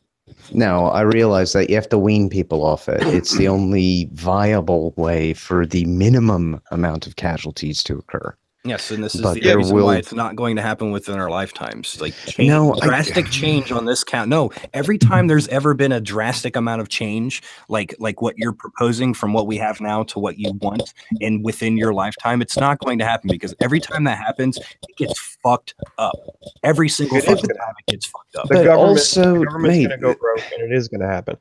You guys, everyone here is forgetting that government is the #1 murderer of all of history. Just look up democide. You guys are trying to say that I don't think anybody's this is a horrible thing to flip a switch. I would gladly flip that fucking switch, because all the murder that's going on around the world right now would stop. And I'm a strong supporter of the militia, and I train and I know how to use my weapons, and all of my neighbors do. And that shit that you're talking about, where it's going to be Mad Max and we're all going to die because the switch gets flipped and there's an EMP tomorrow, it's not going to happen. No, that's really it will not happen in my community. It might happen your in community. Would be fun. Yes, exactly. That's what I'm saying. You're being too hyperbolic. I'm being realistic. It's not going to happen in my community, right? Here's the thing. I'm kind of like you. I live in a community to where I know that I'll be relatively safe. I don't live in a big city. I live I live tens of miles away from a big city. I live in a small city. It's a very conservative city. Pretty much everybody here has guns. Everybody here has family. It's old fashioned. Like, we'll be all right. It's out in the countryside. There's farmland and stuff. Most people around here have gardens and shit like that. We'll be all right. I am not, however, going to just take my perspective of my life and just isolate this and be like, everything will be fine. Nothing's going to fucking happen. I understand, because I've worked in the city. I've lived in the city. I've run business. I currently run a business in the fucking city. I drive through it every fucking day. I keep up on social fucking norms. I keep up on social topics, politics, all this other shit. I understand that the inner city is fucking dead. If something were to happen where there's going to be a drastic change, the inner city is fucking dead. If something was going to happen, if someone put in this plan where shit was going to change in 4 fucking years, the inner city is fucking dead. It's just not, it's completely unrealistic to expect otherwise. You have people in these places that are very fucking dependent on a lot of things that they're not going to be able to get access to, no matter how much you retrain them and re-educate them. Right? I have friends in places like Detroit, and there are actual security services that are taking over those communities because they're welcome there, and they're wanted by the people in the communities, and they're just fine. So no, that's not going to work the way you're talking. And even in like the LA riots, there's examples of urban areas where the community got together and defended themselves. The same thing happened in Katrina. Same thing happened in London during the London riots. Yeah, the government was in Katrina disarming peaceful people that were trying to protect their communities. So actually, again, the government is what was fucking it up down there. Go to Syria, they were a well-armed people. And guess what? A bunch of foreign troops and foreign mercenaries from places like Libya got shipped in there with their weapons, thanks to our secret State Department agency. I don't even know what it's called, but that's what they were doing. And all of those people are dying. It's the government. It's the same thing over and over again. So yes, flip the damn switch. Turn it off. So because you have a handful of examples of things that have happened under our current peaceful legal system, I air quote peaceful, right? So just nobody fucking have an aneurysm right now. Under our peaceful current legal fucking system, right? I just had 3. So what you're arguing is that these few things that have happened in these small communities, somehow, if you flip the switch tomorrow or even in the fucking next 5 years, that every community on the face of the planet, which I can already tell you is not going to happen due just to abject fucking poverty, is going to be able to provide for themselves, not even to get into the fucking logistics of how many people you would have to have private military organizations or private security firms.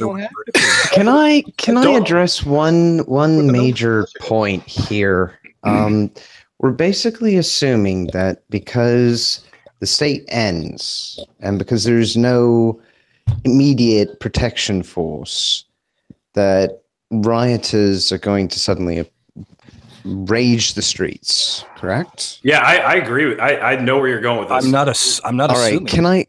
Can I just make one point? Go, man. Go. Let's just say, does anybody need to know? First of all, let's just flip the switch, pretend it doesn't exist. How many people are actually going to change their everyday behavior unless it's really fear broadcasted by loads and loads and loads of people? How many people are really going to change and modify? Why? It's different from their daily routine. People like routine. It's something new. No, people like routine. People don't like change. Yeah, that's why we have a state. Yeah, right. But here's the thing. No. Hold on. They can't not like change and want change at the same time. No, because you're looking at routine completely wrong.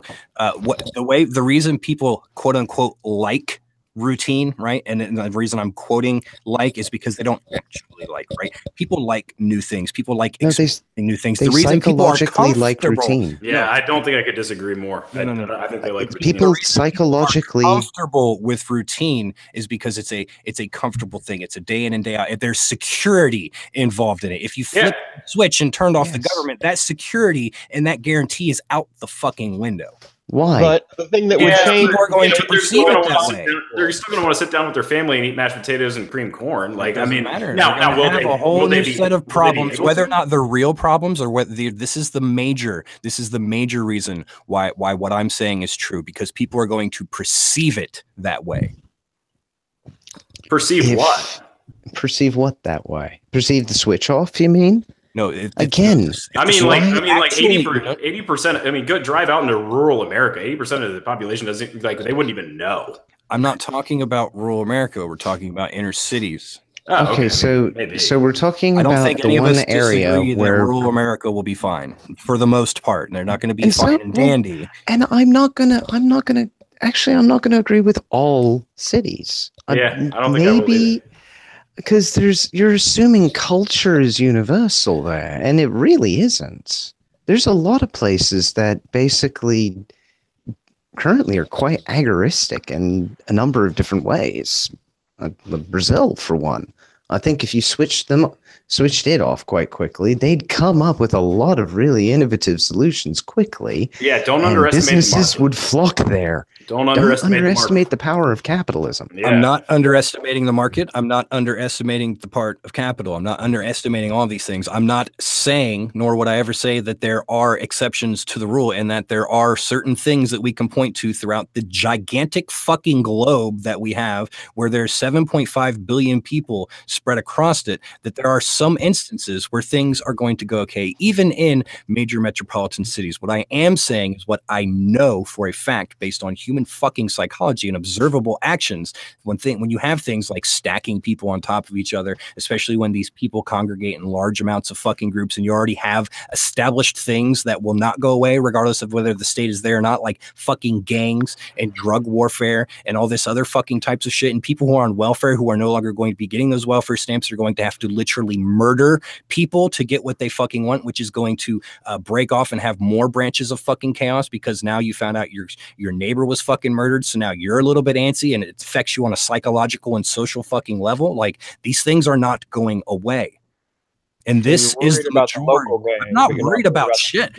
No. To clarify, I'm not worried about shit. I know how to fucking self-sustain, and I know how to survive. If the switch goes off tomorrow, I don't give a fuck either way. Yeah, but I don't tell know, me to man. all I the mean, people around the world that are being killed daily by that yeah, bigger. it's I'm already for like, global it's already depopulation. it's so already you're hit the not fever gonna, pitch you're that not you're going to get this describing, argument like to me. in some places, and it's No. just, and you know, it's just the way of the world.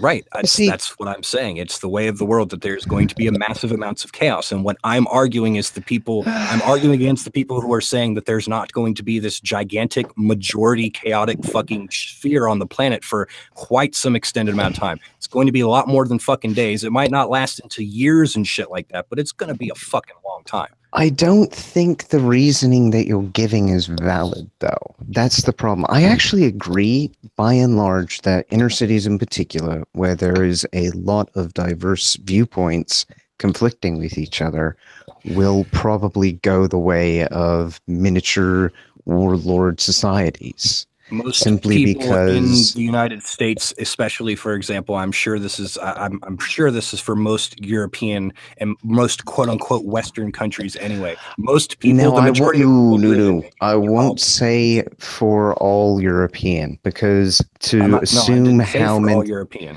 or I'm even saying that major European. most of the West, people, especially in America, I can state this definitively because I've seen the statistics, but I'm going to assume that for most of the West as well, most people in the United States, the majority of the people in the United States live in major metropolitan areas. Now, that's not... In So most places, people will live logical. in metropolitan areas in the West. It is safe to say that. I don't think it's safe to say that they are all homogenous in culture or response. They're not, and that's the issue.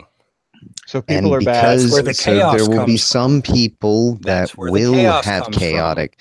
Yes, but some people will be chaotic and some chaos breeds people chaos. won't. No, chaos does not breed chaos. Chaos breeds order because order becomes high demand. Yeah, I agree with that. Okay, so then chaos is going to breed A people form to beg of for the state to order. come back in. Possibly, or it's going to have people actually coming up with solutions that work Yeah, for market their solutions. local area. Market solutions. Take That Brazil is as a what. good example. Yeah, Take Brazil as Brazil a is good a very good example of In this. Brazil, it's illegal for anybody but a police officer to have a gun. So guess what happens? Only police officers and criminals have guns. That's a great solution. I'm literally not here to argue against taking people's rights away to defend themselves. But No, you're saying people are bad, so we need a government made up of people. You're saying you fear the local gang, so let's have a big, more powerful gang. So you're worried about a neighborhood being pay in a attention. little chaos. Can I please finish my statement? You're worried Sure, about but you're local making the entire neighborhood. statement based off of a straw man already. It's not a straw man. You're saying that for the now. local. Well, he's worried about the local community. I would take my chances with a local community and have that switch flipped instead of the model we have now, where we have a system that actually promotes the predators going and working as part of that system, either as police officers or in the military. Yes, there's something better. It's called us protecting and defending ourselves, having local militias, having private security firms, and it actually has happened. And that was one of the things that frustrates me with you. You make it sound like, no, that my examples are actually, the exception to the rule, and you're saying all these other exception to the rule. Yeah. Can I hop in real quick? That's I think that's, and I can't say I completely disagree with the fact that there's going to be chaos. I mean, there may be chaos, but I mean, look, like the capital still exists. I mean, like the next farm crop's coming in. I mean, like there's people own cows, people own, all of this stuff still exists. You can't tell me that if somebody owns a big farm that they're not going to be looking for a market solution to offload that capital. I mean, so I understand the fact that when you completely tear the rug out from under one system, yeah, people are looking around like, what the fuck? Like, how are we going to do this? But don't underestimate the market. Don't underestimate people's demands and the reacting supply. Like and now can't afford that. What's that? Why? And when you can't afford that, dude, there's people that already can't afford that. So are you arguing against the Yeah, but they can't afford demand that meeting because of supply? the states. I mean, I don't know. Are you Is the arguing against the disease. free market? He says that You're arguing the disease is the cure. I have another good example. Anybody that wants to, I've looked into expatriation. if you want to look into expatriation and you want a good place to go to a city that has a high revenue from tourism. And it can be in a very dangerous country, but guess what? That city will be very peaceful. You want to know why? Because everybody there has a vested interest in keeping it peaceful. They don't need a police force. They don't need a military. They don't need an occupying force. They don't need to be bombed. They don't need a government. They do it because it's in the best interest of everybody, including probably some of the quote unquote criminals making money off of the place being peaceful. So it can happen even in urban areas.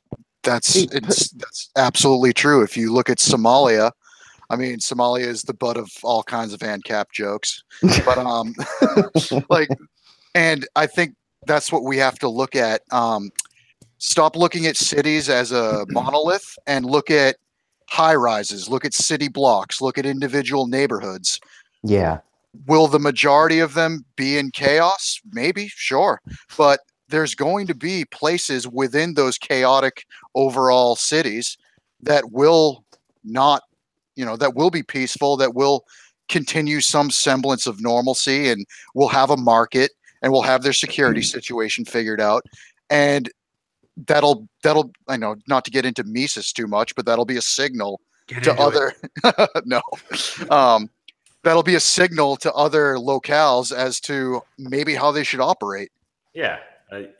Will there be a chaotic buffer? Yeah, I mean, I think that's pretty likely, but I think ultimately people demand a certain, lifestyle that they're used to, and they're going to probably work to get that back. I don't know if they'll get it, but, back 100% to what it was in the short term. Although in the long term, I think it'll, they'll get it back tenfold. But yeah, I think that don't just look at the snapshot, look at the video. Like people are gonna want to get back to a state. People are not going to want violent criminals like murdering their kids. Like, they're going to want to move towards market solutions, a global division of labor.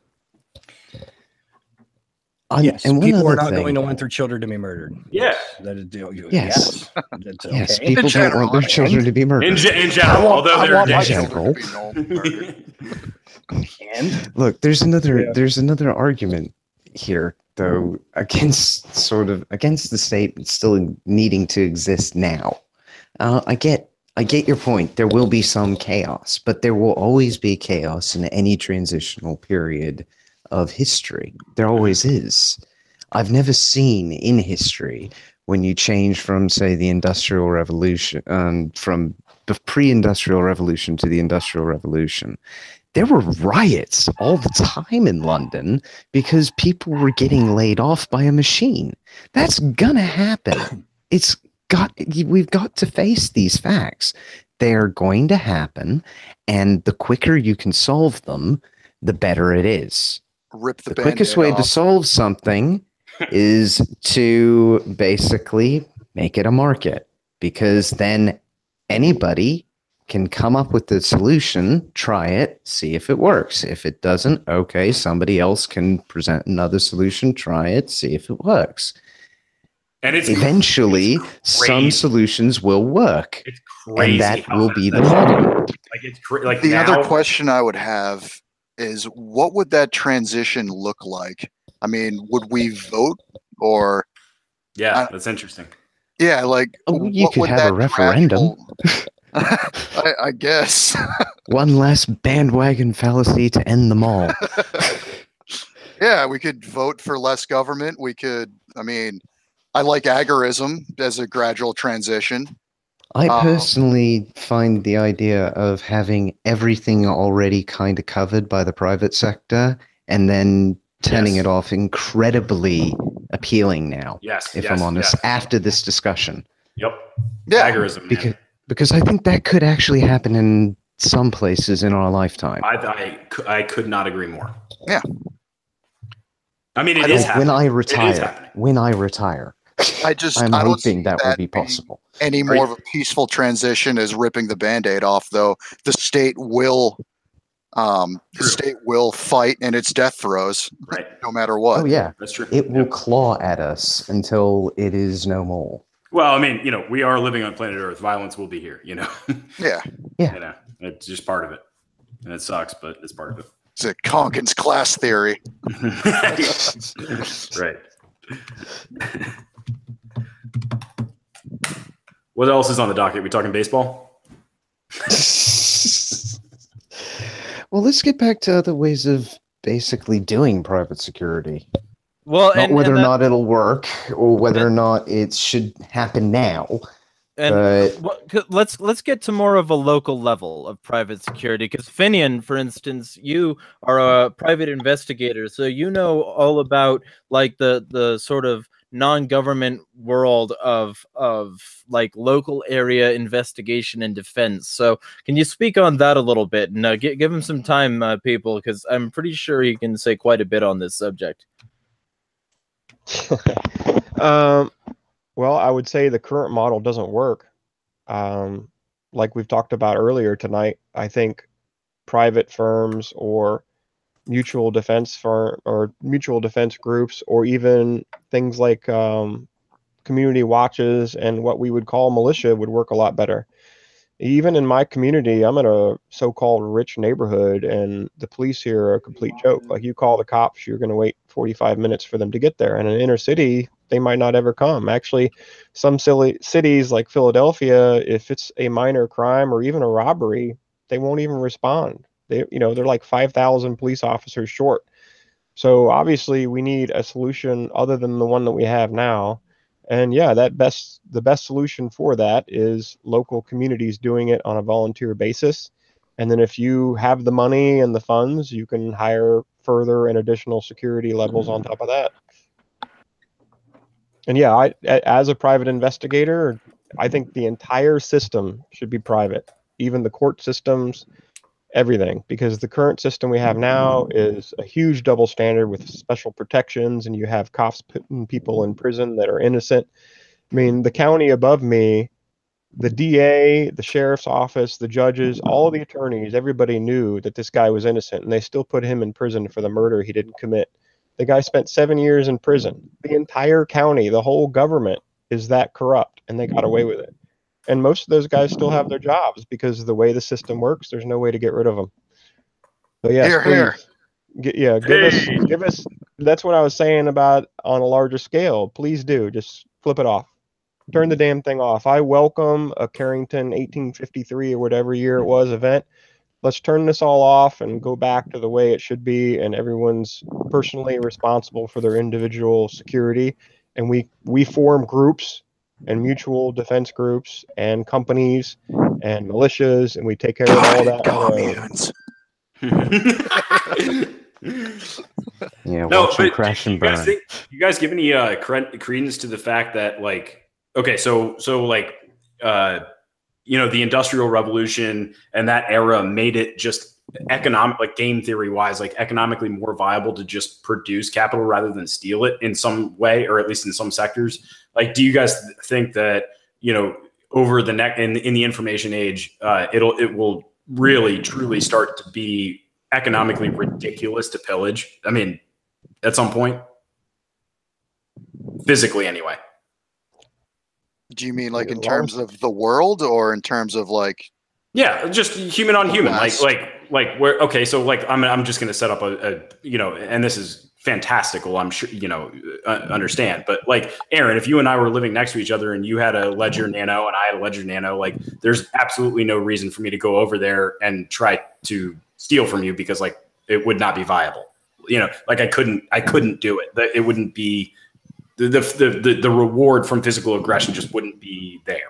You know what I'm saying? Like, and that's a fantastical metaphor. What's up, you motherfuckers? Oh, yes. Bird bombing the call. Bird bomb. I'm here. I have nothing to contribute. You've already contributed. Keep going. Sorry. I had to interrupt Carr on multiple platforms. Yeah, right. I'm done. Well, so Bird, what do you think of non-governmental security? I think non-governmental defensive security works just fine in the form of an insurance policy, but I am not convinced that the government handles situations of total war well. But I'm not nearly well versed enough to explain to you why that is or what the solution would be. I actually have an argument for war not being profitable at all in a modern conception. Because well, first of all, what's up, especially in a everybody? fully privatized. How are we all doing? Hey, Bird. I miss Hey, all of you. Bird. I don't miss Carr. I just recorded with him, so I don't miss him. Everybody, what's going on? Go ahead, hit me with it if we have the if you can. Hit me with the Total War one. I hope you're going where I want All you right. to go. Hold on. So- I'm going to ask him the question we've been asking everybody. So if you could flip the switch and turn I've been all of listening. the current systems off. Oh, okay. Yeah. So would you flip the switch, or you want the gradual transition? I want the gradual transition, but Why? I don't like the idea that we could just assume that major cities will be more dangerous.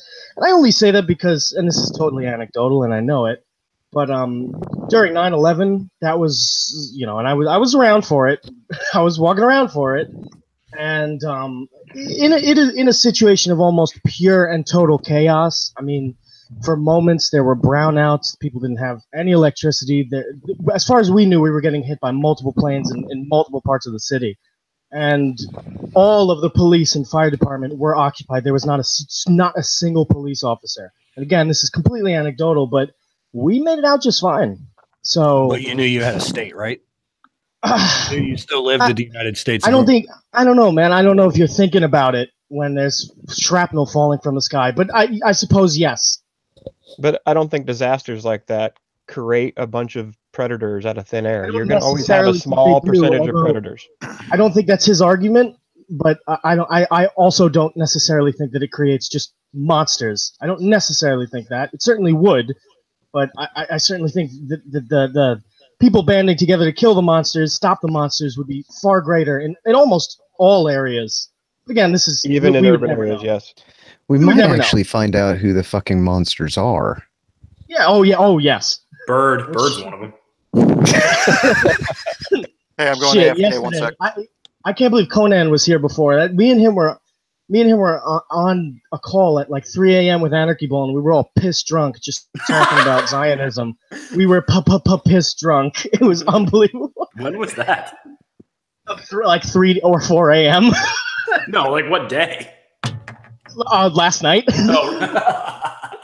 Yeah, so I can't believe that fucking dude's a machine. Shit. Anyway, sorry to take up all your time here, guys. Go back.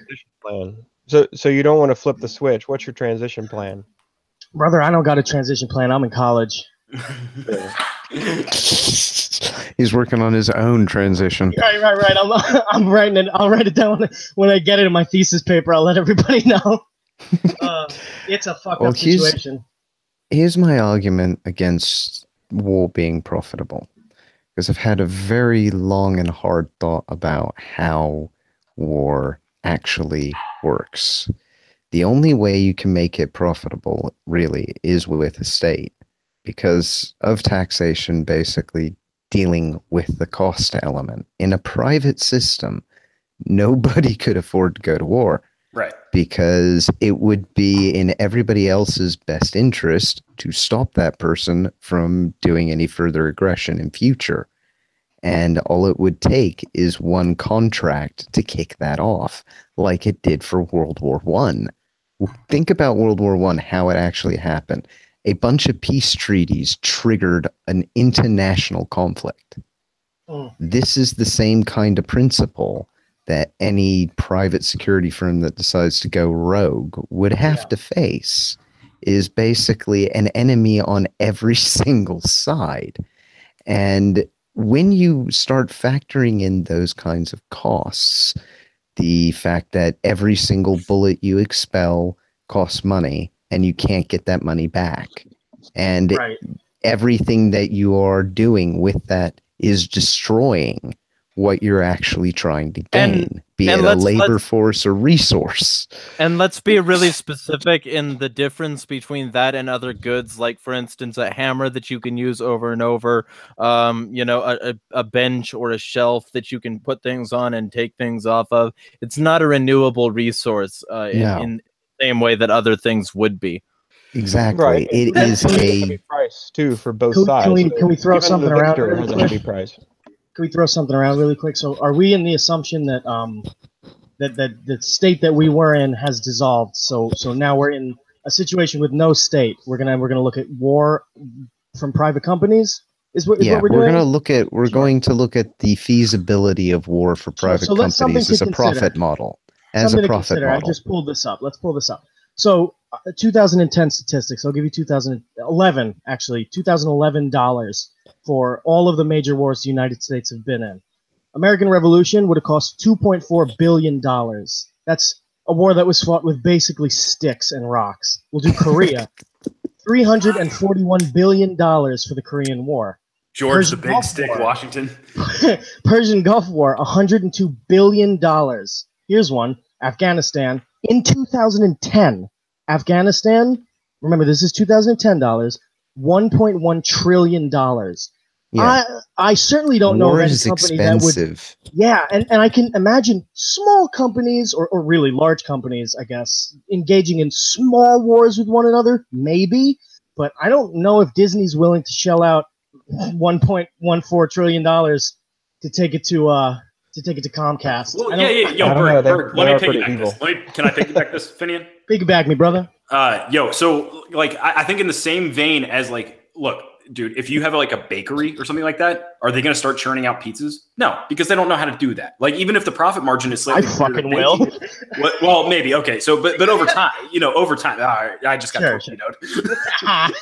No. Like, or okay, maybe a more extreme example, like a bakery is not going to start renting cars or something like that. Not typically anyway, because it's just not a business that they understand. Like you typically set up a business, you have a business plan, you have a business model, and you kind of stick to that because you know you're going to get an X amount of spread, and it's just like weird to think about a company that's like, okay, we're going to be baking croissants and also war. Like it just doesn't, it just doesn't seem like that's going to stem out of the market.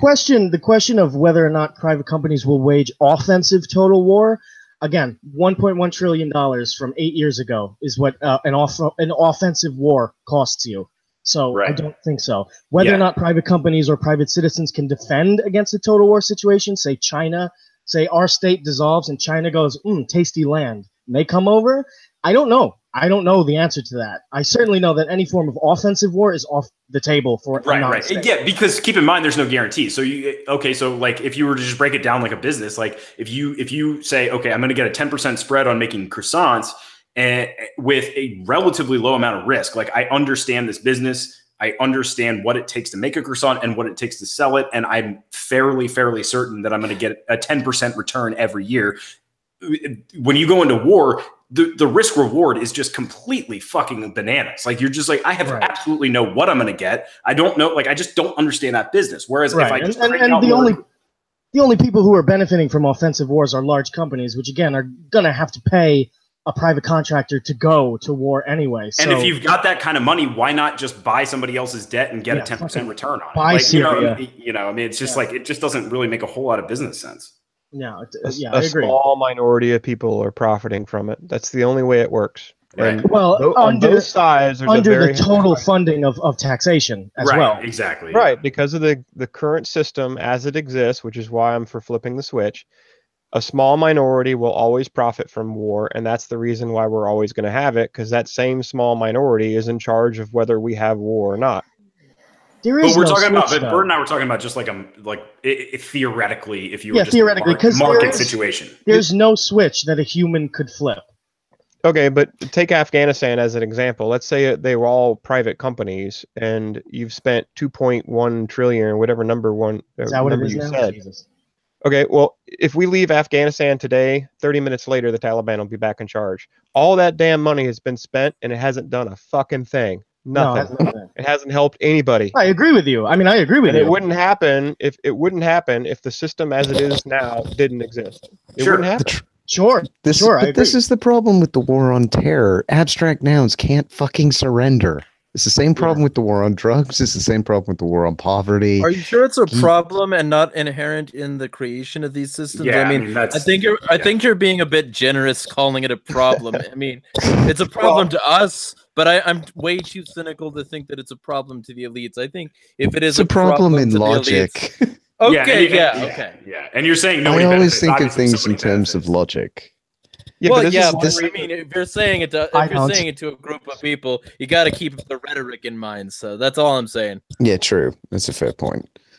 It's another reason though why even if it was all private companies, it wouldn't work, because a defensive position, a militia force with simple weapons, rifles, minor explosives, they will always win a defensive war against an occupying force. And we have plenty of examples of that throughout history. Whether basically you have two choices: either you're going to lose or you kill everybody. Right. That's it. Okay, Right. Well, that's the mainframe since Vietnam. Yes.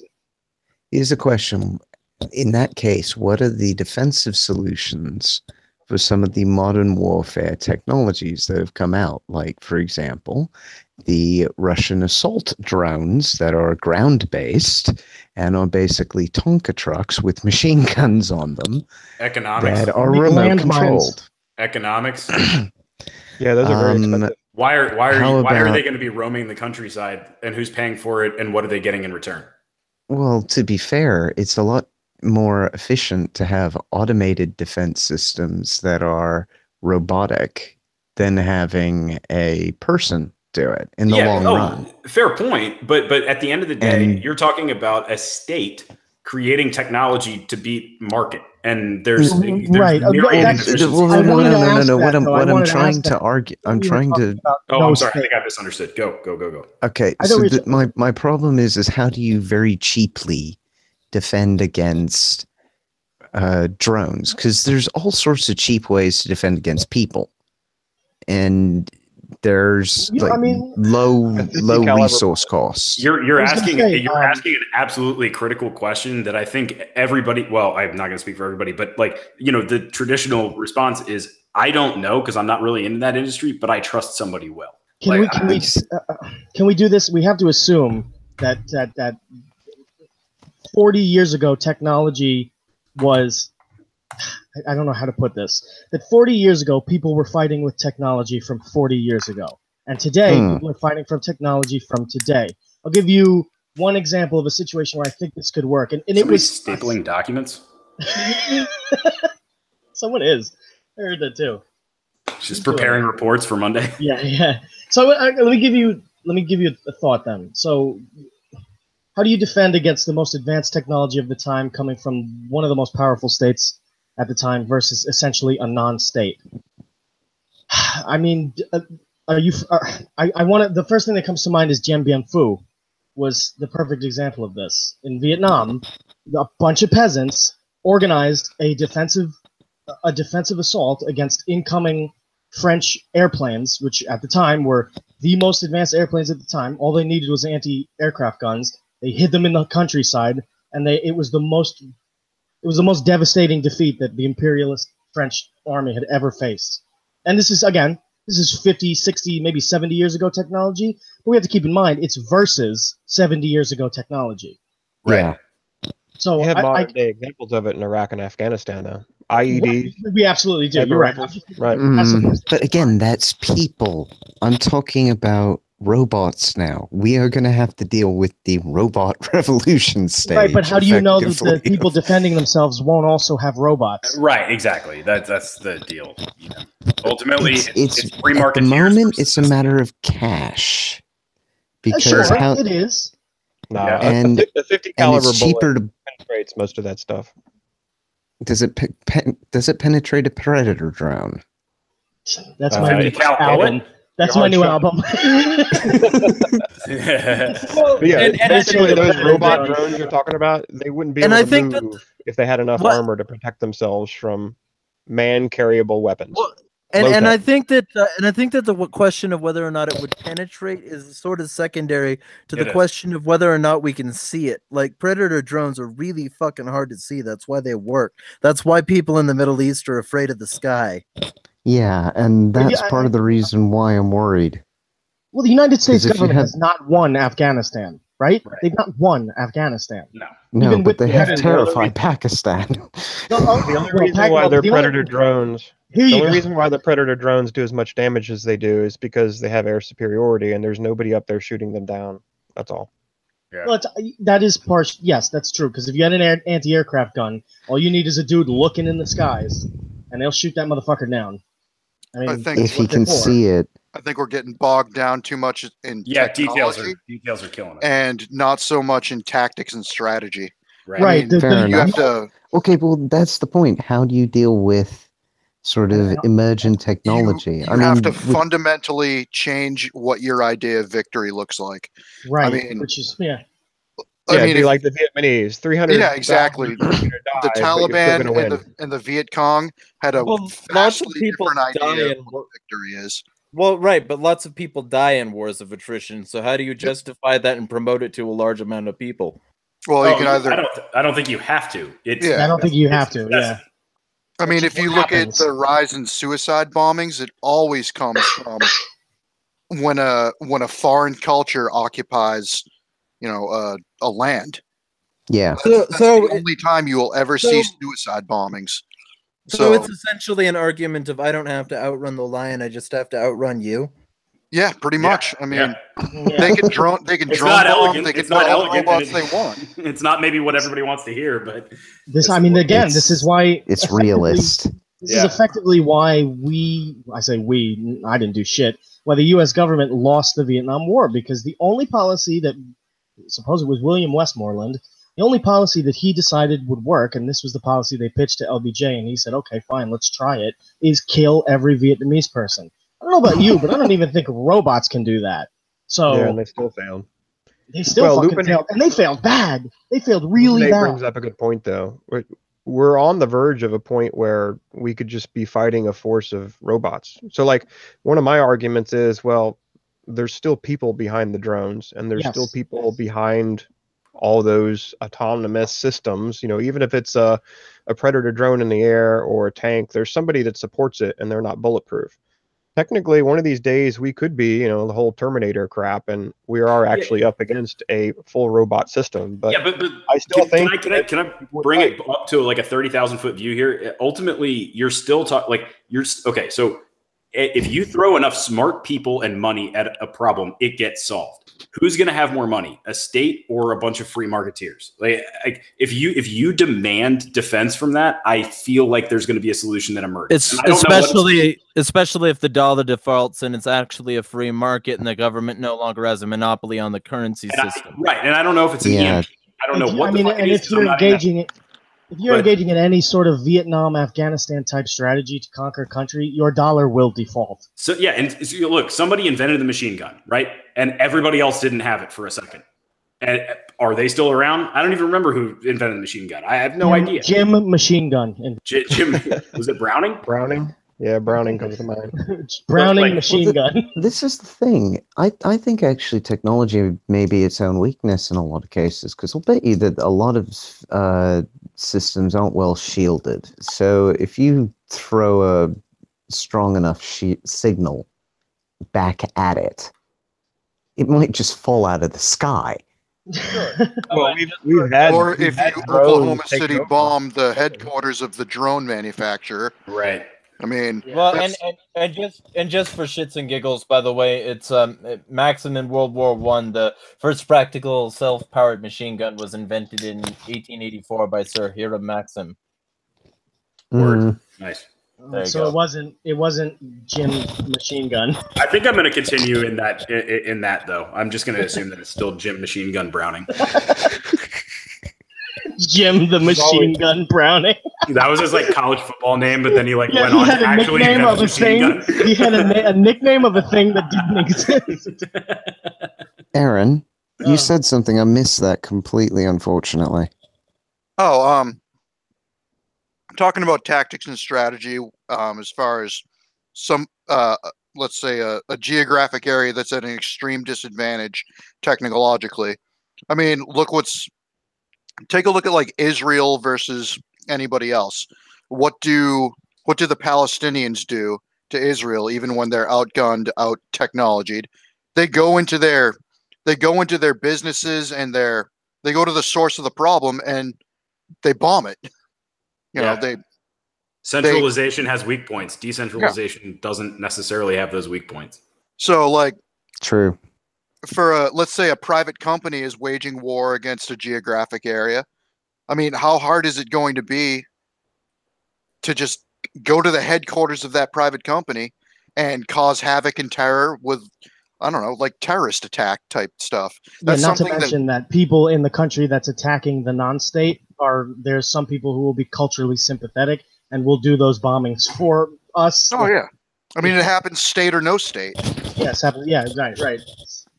If someone is killing your culture and you're in favor of that culture, you'll go attack.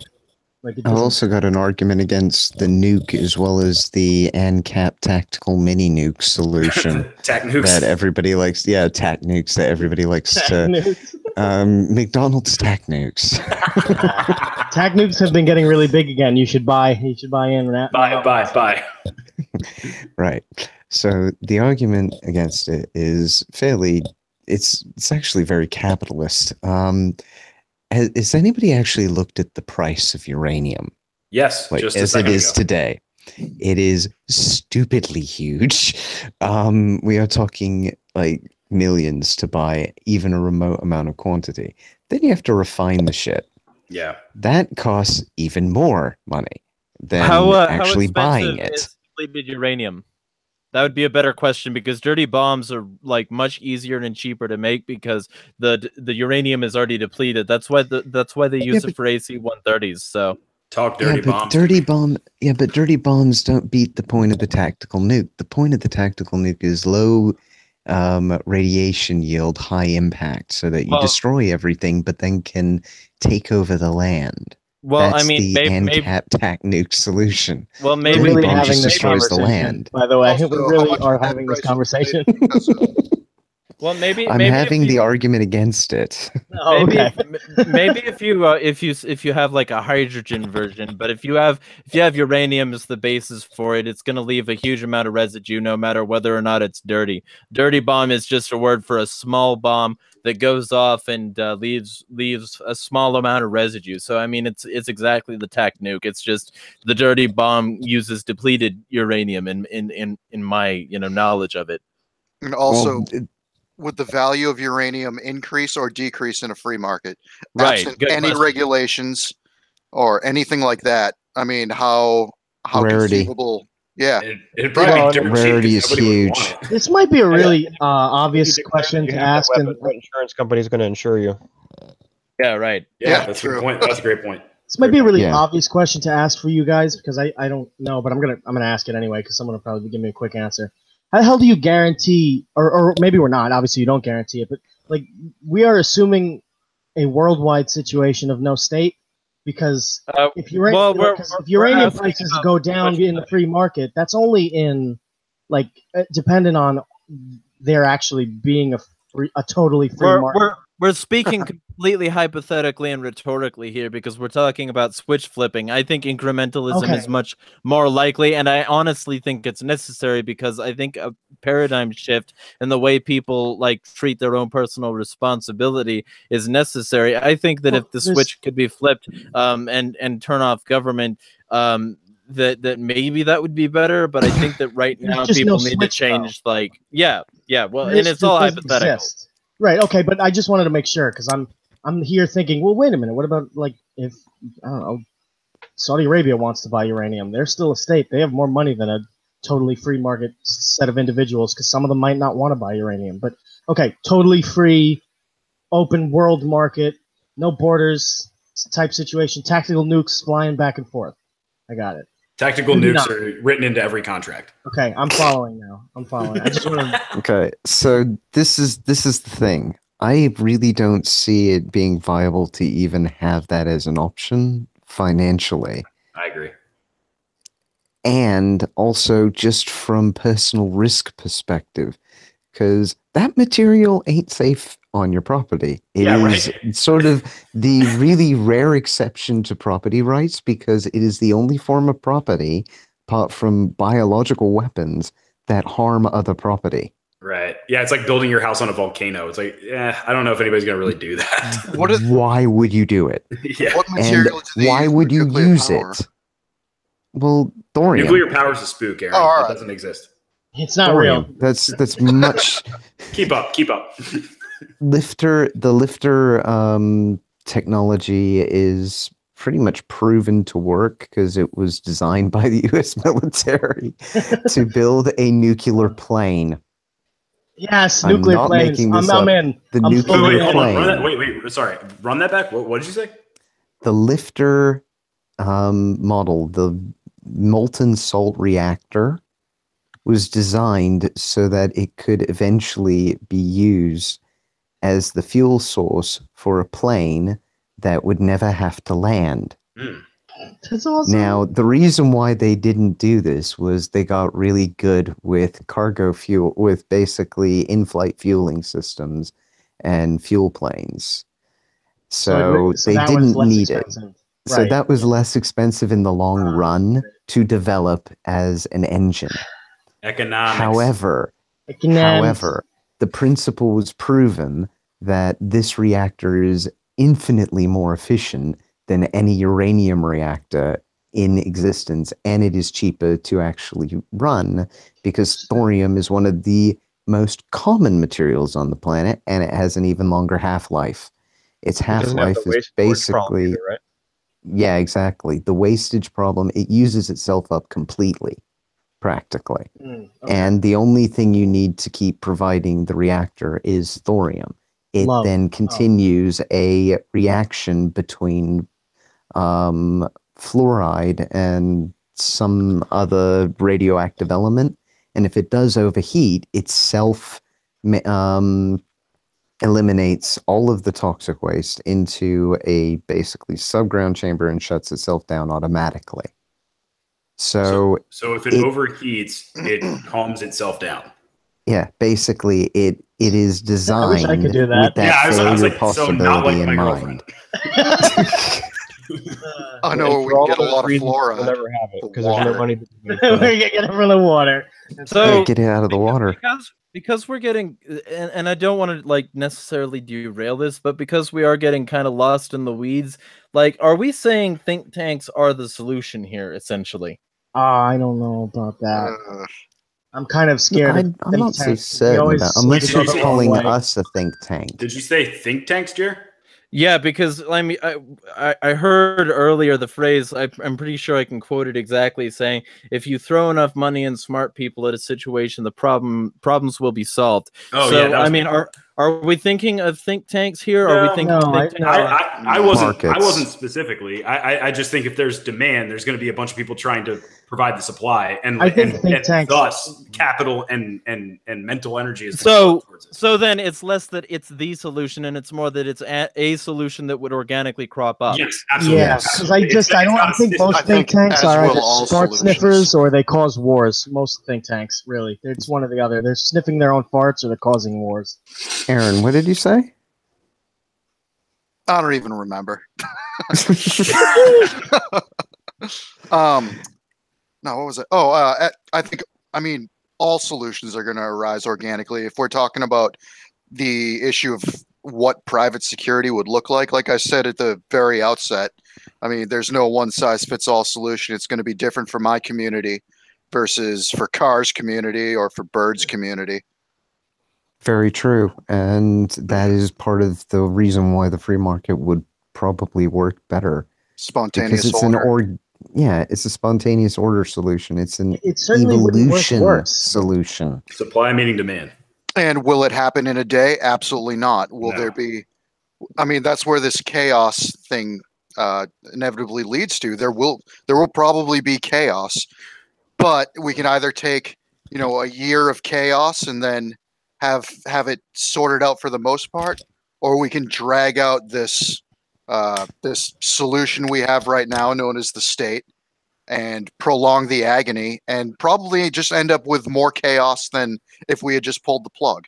Aaron, it's a good thing to remember that it's like this is a fluid thing too. It's like if you were to go back to 1910 and find the quote unquote free market solutions to human transport, you would be my God. why the fuck are there horses running around my city shitting everywhere? It's but that's transport. That was the solution. And then somebody came up with the better one. And somebody or came in San Francisco.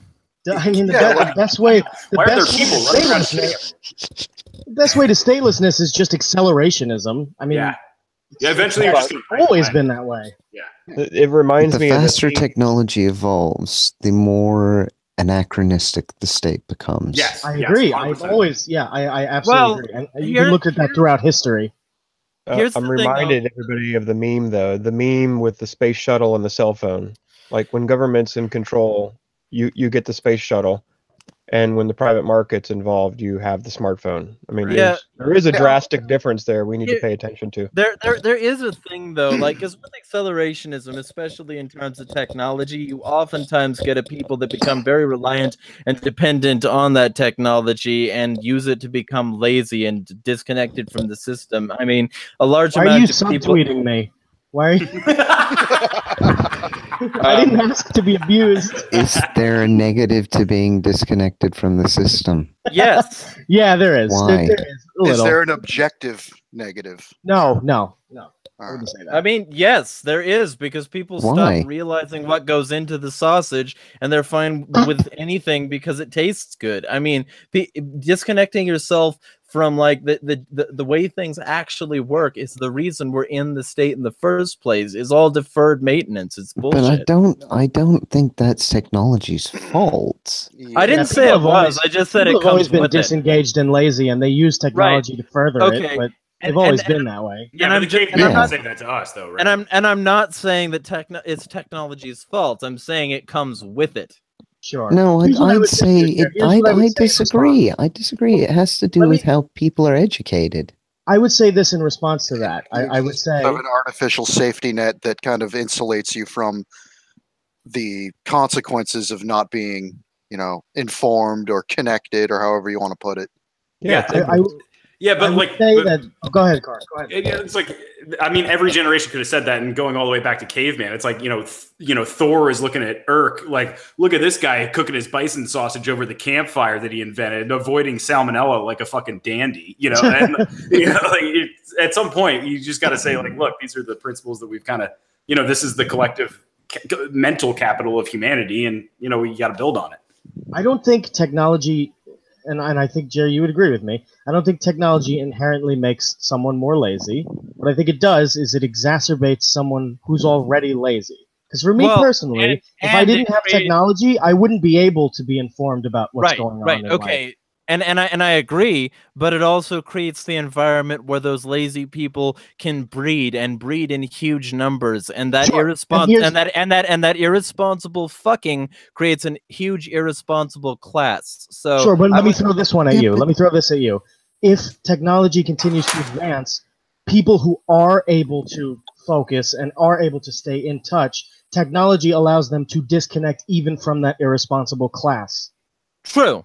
Well, right now, with current technology, we literally have any fact and any knowledge we want within our hand in that smartphone, I was just saying. And that benefits even with that they're not technology, lazy. most people are ignorant, and they still make excuses because it's not their family being blown to bits, and it's not their fucking house being bombed. Right, and what technology would do is just as it's done with Google, it's allowed the people who wish to seek knowledge to become even more able to seek knowledge. It puts us on an even higher pedestal, or not pedestal, but you know what I mean. It puts us at an advantage to someone who wouldn't use that technology. And I think the more and more that we decentralize, even though I live next door to someone who doesn't give a shit, I could potentially be completely disconnected from that person. Brainless Bojack meme. Yeah. Smoking the pipe on a brain couch. That's me. That one's me. I don't know. I've always thought that. I think with decentralization comes the decentralization of individuals from other individuals. The problem, and I've brought this up before online, I've written articles about it, and we've talked about it in past hangouts. The problem I have is what happens if a majority of people never wake up to the truth that we know as today? Like, everybody in this hangout understands all this stuff. They're just trying to figure out a different way to get there. The problem they're not awake right now. Their day is coming. I mean, what if it never happened? What if we are always the minority? And this is one of my arguments against the gradualism, because it'll never work. Because if we're always outnumbered and we're always a minority, and most people are always sheep and they're fearful and they always want a control system and they want rulers, then how do we ever find a way to coexist with it? Government's a minority. We may always be the minority, but again, the point of technology is that we can distance ourselves further and further from the majority being able to affect us. And the beauty of, I mean, one of the things that initially attracted me to anarcho-capitalism / agorism is that you can, is that, well, besides that, is that no matter what the vast majority of our fellow human beings believe, is that it doesn't matter. We're going to make money. Like, yeah, right. Especially with the onset of all this emerging technology like blockchain and all the things that make the black and gray markets easier to access. Yes. It fundamentally doesn't matter whether they agree with us or not, as long as they buy our fucking product. I am rock hard right now. Me too. The old ain't more pork argument. I mean, does that work You can be a communist all you want. I will sell you your fucking your masks and your flags and whatever. I own crypto, yeah, so I'll man. say that up front. But what happens if the banking system, which is our true government, what if they make the transfer of crypto to fiat illegal, so that no longer what is if technology possible? advances Then so we that they laugh can't? and we buy Monero. Yeah. Then we just buy crypto. But what if And we technology don't A transfer lot it of to people fiat. own it though for the profit. They're owning it so they can sell it at a later Sure, but date. that's not or buy us. something. Well, it's illegal in Venezuela, and people are buying it in the fucking Oh, yeah. droves because that's the only way they can Yeah, fucking just survive. because it's legal made doesn't mean you won't buy it. They made alcohol illegal, and it was more profitable and more used than ever, and that's a physical thing. It would almost If they It's the if they enforcement problem. boycotted Bitcoin, it would probably make it so fucking popular that Yes. nobody would be able to stop the thing. Right. Yeah. It would Especially almost now. like it might I wish they accelerate. would. I Yeah. wish Yeah. they would. Yeah. But okay, Finian. So, do you follow that chain, or is there something wrong inherently with that idea that technology continues to make it so that the majority finds it more difficult to affect the minority? Do you accept at least that much? I'm a firm believer that the smallest minority is one. I'm not going to ignore the fact that control system as we have it today is not going to go away without a big fight. Yeah. And I bring Oh, people yeah. back to I agree. what is Or a big primary wealth? catastrophe. What's primary wealth? It is not the crypto. It's not my gold and silver. It's not my fiat money. Primary wealth is the things that you can buy with those things. And there is still, right now, a way for that whole process to be shut down. If you can't buy anything with your gold or silver, the gold or silver is pointless. The same way with the crypto. I mean, yeah, we can But hold that it. denies the existence of black markets, man. Yeah. Right, which- Yeah. right, which I again, refuse to believe that I can't find something in my apartment that I could go down to wherever and just say, "Hey, can I trade you this for that?" Like I right. just don't think that that's I'm ever. all for Craigslist. Yep. Craigslist. Yeah, or And anything. as soon as they shut down one medium of exchange, 10 Another more one's will gonna pop up. Yep. And wait until mesh networks. Just wait until that Oh, happens. Daddy, now It's over. now my pants are tight. I don't know. I think technology is making it easier and easier, and we may never get to the point where my neighbor can't affect my own actions. But it's certainly better than it was 100 years ago. Certainly better than it was 200 years ago. I do But think it you'll all still back be to affected by your neighbor and Yeah. by Oh, your that's what I'm friends saying, and by right. everybody else. Right. I but, just don't think they'll have the ability to force you in the future, Yeah. well, especially if singularity occurs.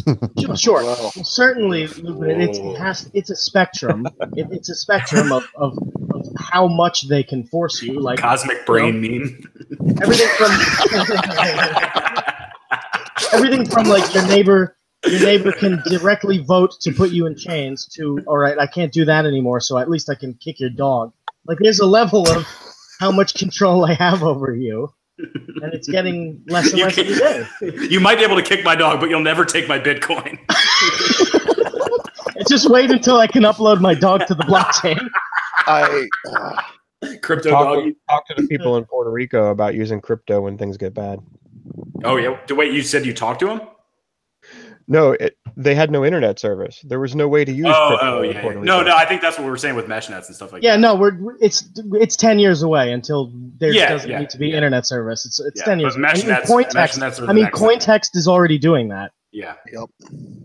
If we're that close to having something like that, that makes me believe we'll have a world war even sooner than. Okay, let's do it. Let's just do it. See, Let's just get this it is over the with. thing. The unfortunate I downside. don't think there's the appetite. I really don't think there's the appetite. Every time they push for it, it gets pushed back even harder by the public.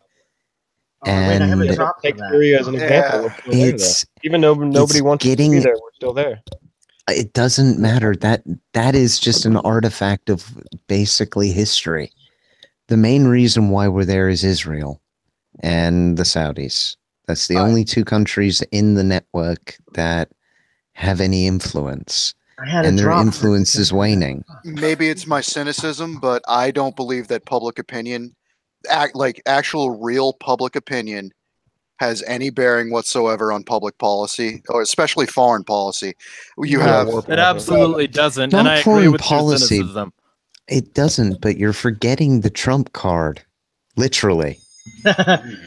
Oh shit! Wait, where's my drop? Hey, I gotta go AFK for a sec. He Fair said enough. he was going to pull our troops out of there, and he had a little talking to, and then he changed his tune real quickly.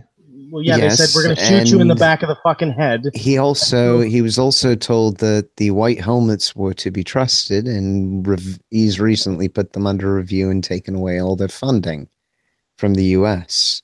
So Don't worry, the this British is what will I'm still saying. support them. I'm not they were going to created by the British deny. intelligence, right? No, I realize that, but this is well, they found some British soldiers according to Sana over there as well, which is a bit worrying. But even so, this is the point. If the US backs out, Britain won't go in. France won't go in. They really won't go in without the big boy behind them. Not on this one. I probably agree with that. Yeah, I don't disagree. Yeah. Especially with the bear in, pardon me, the bear in the background. Yeah. You do not fuck with Russia. Not right now, because it's pissed off. Anyway. I fuck with Russia. I do. And the thing is that the whole Russia did it thing and all the rest of it, all of that is dying actively as we speak.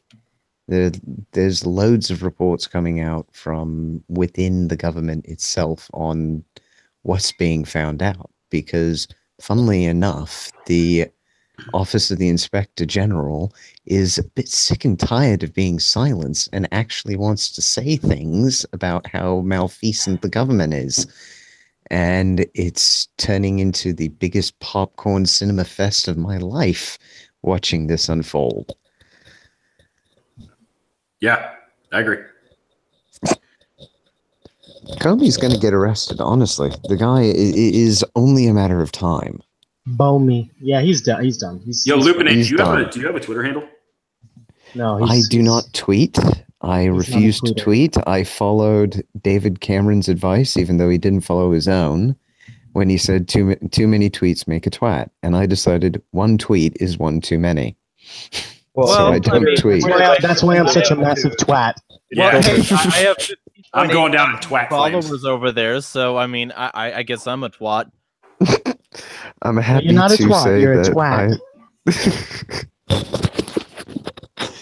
But yeah, I don't frequent Twitter. I sometimes lurk, but that's about it. You're missing out. No, Yeah, it's a I goddamn shit show. It's a cesspool, and we roll. This is how I feel. This is how I feel about. This is how I feel about Twitter. Just when I thought I do G+. I find more socialists there that are seriously brainwashed, and they really tax me to actually make better arguments. So I find it quite useful there. And I'm also trying to keep it up on Steemit quite heavily under anarcho-chaotic. Oh, I'm on Steam it too. I'll give you. So yeah, cool, mate. Yeah, I'm over there too, so y'all can find this video there afterwards. So, but yeah, I'm gonna be probably missing next week's episode, unfortunately, simply because I'm not gonna have any Wi-Fi because I'm moving house back to my newly reconstructed place after a fire. So moving house yeah. is like the coolest phrase I've ever heard. What is It's moving taken house? yeah, It's taken this long to take your place. I had no idea. it's taken this long. It's not even done yet, mate. I'm still cow. still under construction. I like it's to think coming along. Wasn't phrase the should be fire like, like a year and a half or 2 years ago? No. Fire was last June, so it's Okay. not been how quite did a it catch on year. fire? It's the tumble dryer basically didn't turn itself off when it finished. Oof. And caught fire. It was one of the. It was. It was 1,000,000 to 1 sort of set of congruent events that then took the whole roof and everything else off. Jeez. If like this door had been shut or that door had been shut or that hatch had been shut, it could have been a lot less damaging, but all of the possible negatives happened. On the plus side, both myself and everybody and everything that was alive in the house was out of the house at the time. So the only thing that was destroyed was property. There was no lives lost in the fire. Can I make a recommendation? Mm-hmm. Yes. Tell people that you took way too big a hit off the crack pipe. You dropped it on the couch. And that way you sound like a badass. You want to appeal to the American. Well, you see what happened was. You got to understand, I've also got insurance companies to deal with, so I'm not going to lie about anything regarding this. Mr. Insurance However, Man, I'm not going to give away too much information either. But the company did accept liability, so I'm not going to defame them at the moment. They've accepted liability. They've done a further recall. So as far as I'm concerned, the annoying thing was the model was partially recalled, but our particular one was made before the recall period. So they actually had all the models that were still affected by this problem and just missed them, unfortunately. Jeez. And that's why if we'd have known, we'd have done something about it, but they never recalled it. So yeah, unfortunate, but them's the breaks. But we managed to get our house rebuilt and a few additional bits that we're paying quite a lot for, but at least we can do that with the contents that we no longer have. And the whole thing will be fucking amazing, and I'll have a games room. So, sweet, dude. You didn't get any hassles? You didn't get any hassles on like insurance or anything like that, did you? Not really. The insurance is, well, I mean, basically half of a contents claim is covered by the insurance. The other half is currently within the courts. So, and I don't know where it's at. I'm not going to comment on it because it's in the courts. It's an active case. Yep. No way. But half of it's being covered. Most of that half will probably be going into the build, but there's still enough to buy. Like we've already gotten most of the furniture sorted. Most of like the cutlery we bought ages ago. We basically prepped as much as we could to make sure that this would go off without much of a hitch. The build itself has been a bit of a faff, but this is what happens. A faff, annoying. Simply because it's planning permission, local councils, People's Republic of insert British council name here. It's not fun dealing with the system when you have no choice. Right. Especially since there's no fun allowed, and if you make jokes, you'll be arrested. Yeah, exactly. So I've got to be very careful about what I say so I don't offend anybody. Because I don't mean offense here. I'm very grateful to everybody who's actually contributed to this. And the local community was amazing when it happened. Everybody came out, was unbelievably supportive. People we'd never met before were basically coming by where we were staying the following day, coming up to the door and giving us money. And we were like, we're fully insured. Doesn't matter. Please take this. It's so tragic what happened. Awesome. You guys have done so much to that place. And we're now getting to the point where we can really see it coming along, and it's really starting to feel real. and in about 3 days' time, we're going to be living there. So I'm and see maybe I wouldn't be so much of a cynical pessimist if many people would join my Patreon. Well, I'm sold. Yeah. But yeah, I mean, I believe in the local communities, and I believe they can work together to make a better world, especially with the advances in technology in about a decade's time. Especially since you'll be looking at your neighbor in the eye instead of, looking at your neighbor as like a number on a political sheet that you can vote to change the lives of. Yeah. Right. Hey, there's no point to that. Hey, Finian, I think I just followed you, and I don't want to say anything informative on the on here, but I think I went to school down 81 from you. If your profile is geographically accurate, if you're there. Yeah, I'm here. I don't mind. You near Charlottesville? Is that what you're saying? Yeah, I went to school down the road. Yeah, I'm heavily armed. I don't hide my position. If someone wants to come and mess with me. Virginia? I too have very heavy arms. Virginia? Yeah, actually, when you were talking about your house fire, I was chuckling to myself about this because I live in a townhouse row, and if my house ever catches on fire, just please don't try to help. Just run the other way. That's the thing. My first thought was house is insurance, and then I was like, the same sort of thing. No. Yeah, I'm going to tell the fire department the same thing. It's like you just need to back Just up. leave it. This is the thing, though. Mine technically is the same sort of build. It's just not.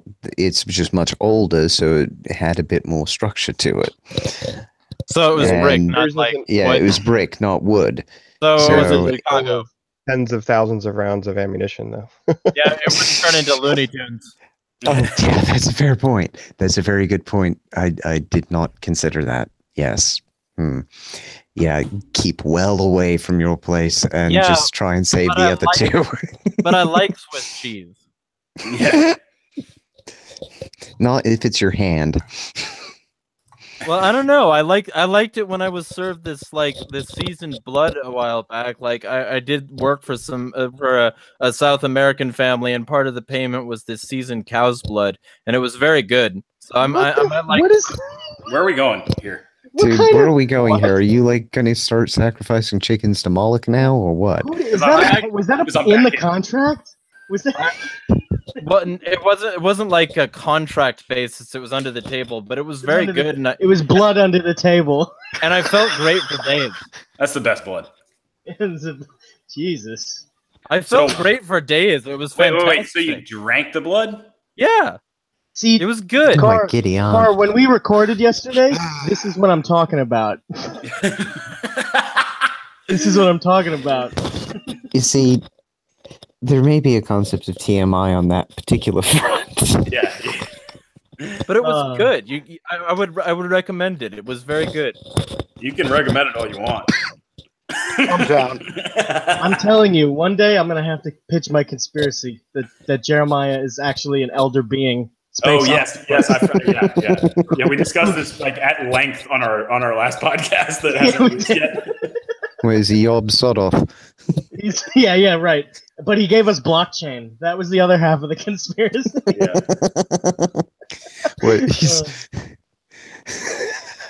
Well, I will definitely have to listen to that one. You will. I think you'll find you'll be in agreement with most of my conspiracy. Very, very possibly, as long as there's blood. Jesus Christ, Jeremiah. Oh, man. I didn't realize we had a resident vampire. Okay. He's not a vampire, dude. He's a space octopus. That's we got real into it. We got down to exactly what he is. Yeah. Or we have theories. Well, I have facts. And in order to plug that, when is that going to be released?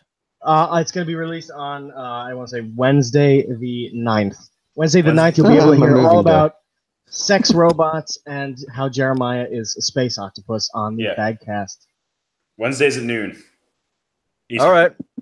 And does anybody else have anything to plug? Because this is pretty much winding down at this point. I do. I have one more thing to plug, if I may.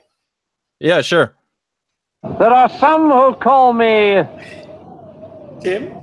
That's all I wanted to do. That's all I wanted to do. I'm good.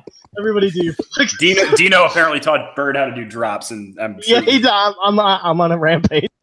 All right, guys, I got to drop. I'm gonna go eat dinner, but it's been a blast and great chatting with you guys. Conspiracy Court, May 12th. Yeah, hey, see, yeah, it's going down. It's going down. Hey, see y'all next Sunday though, because next Sunday is going to be about big pharma and how we can survive in a stable society without it. Everybody's just like, no. For me, I wouldn't have minded being able to attend that, but like I said, no Wi-Fi. Well, hey, you can attend it in spirit in the comments section. That's true. Fair enough. All right, gang. Peace. See you. So, Take care, guys. So what about everybody else? Does anybody else have anything to plug? No, I guess not. Oh, there you go. I'm gonna try and be finishing off a few essays while I'm on minimal internet, at least, and hopefully we'll have a few releases in about 2 weeks' time once I get internet back. Very good. But yeah, I'm hoping to make use of the downtime. Oh, hey, everybody on Steemit, look up hashtag information war. I'm gonna plug the shit out of them pretty regularly because I'm affiliated with this network now that goes against the mainstream media narratives, and it's a network of people who upvote people either automatically or by like specific choice for content that goes against the mainstream media narrative or goes against the establishment narrative. And if you have content that does that and it's on Steemit, hashtag it information war and click the banner in my blog posts to find out more about how to be a part of the information war on Steemit. I'll do that for future ones, mate. I don't know how to edit the tags on existing. Oh, well, Genobot will do that for you. I just added it actually to my Genobot listings for tags. So it'll look for that tag and I get a notification every time it's used. Cool. And anybody else? What about you? What about you, Finian? You're on Steemit, right? Yeah, I gave the account in the beginning, but yeah, I'm just the main site that I'm on is steemit.com and it's at Finian, my first name, FINNIAN. Very cool. Yeah, because you know there are people that have been popping in and out of the actually watching group, so they might not have heard that at the beginning. So, and anybody else? And I know Porpoiseful had to leave temporarily, but it looks like he's not coming back in time. So anybody else got anything to plug? You what about you, Aaron? Oh no, just Conspiracy Court with Carr and Bird. That'll be so we're filming that on May 12th, or we're recording that on May 12th. That'll be out on May 16th. So you got the episode on the 9th and the episode on the 16th. The 16th episode is it's going off. So what's the 16th? What's the plan? What is the plan, Aaron? You want to do a little basic teaser for the people? So they want me to do Operation Mockingbird, but it'll probably dovetail into just sanity. It's just general. Yeah, it's just general. So, like the last one. yeah, right, exactly. So yeah, you could catch Aaron's episode is either going to be released on the 16th or the 23rd of this month because we're going to be stacking up a few episodes. But yeah, that's God, I'm excited. That was the first and second one are so fucking good in my opinion. Where at though? Like, are you guys on Steemit? Where are you guys sharing this content? So we have our Podbean. Our website on Podbean. You can find us on iTunes, Friends Against Government. You can find it on my account. I'm sure Aaron, on the day that we post it, he'll be retweeting it. So if you follow either of our accounts and you pay attention on those days, you will be able to be informed. And then you can just subscribe. It's all good. Find me at BirdArchist, if anyone was curious. Well, and you should definitely, by the way, put it on DTube and Steemit, because that's a way to like directly get funded for this sort of content. That's true. That's true. We'll have to look into it. I'll have to speak with my associate. Sounds like a plan. All right. Well, this has been another episode of Shit Shooting Sunday. If you want to attend the next one as an actual guest, let me know. And if you want to ask more questions in the chat, we're always open to talking to people there. This will be happening every Sunday from 6 p.m. To 9 p.m. Eastern Time. I don't say standard or daylight because I don't fucking remember when those are, and I'm too lazy to learn it. So that will be the time frame for this generally. Also, I'm going to do a news version of this sort of thing that will be done on Wednesdays at from 3 to 6 p.m. Eastern Time. And it'll discuss the topics that have happened during the week. Wednesday will be Sunday in terms of starting off the week. You will have to rearrange your calendars. You'll have to convert to Mayanism. It'll be fucking fantastic. And additionally, if you want to suggest news stories for that, feel free to find me on any of my social media. You can find me at Insanity is Free. There will be a post show after this where we'll be doing some coordination for possible future videos and shit like that. Follow every single one of these beautiful motherfuckers that came on today, even the ones who had to leave earlier. And don't follow Carr. I'm trying to pass him in followers. Do not follow Carr Campus. And be sure to tune in every Sunday to get your fill of conversations involving the fringe ideas of a group of terrible radicals that are going to destroy and uproot society. So this has been good. By leaving you the fuck alone. Exactly. Yeah, we're gonna destroy it by completely leaving you alone. We're gonna destroy it by pulling it up at the roots of its nanny statism. It's gonna be. Talk to you. That's how alone I'm leaving you. Exactly right. And yeah, this was good, I think. So stick around for post show. The guests that are currently here. And feel free, the people that were watching, to tune in every Sunday. And thank you for subscribing, watching, supporting the show with the links in the description. This has been Insanity is Free, or Jeremiah Harding, signing out. See you guys.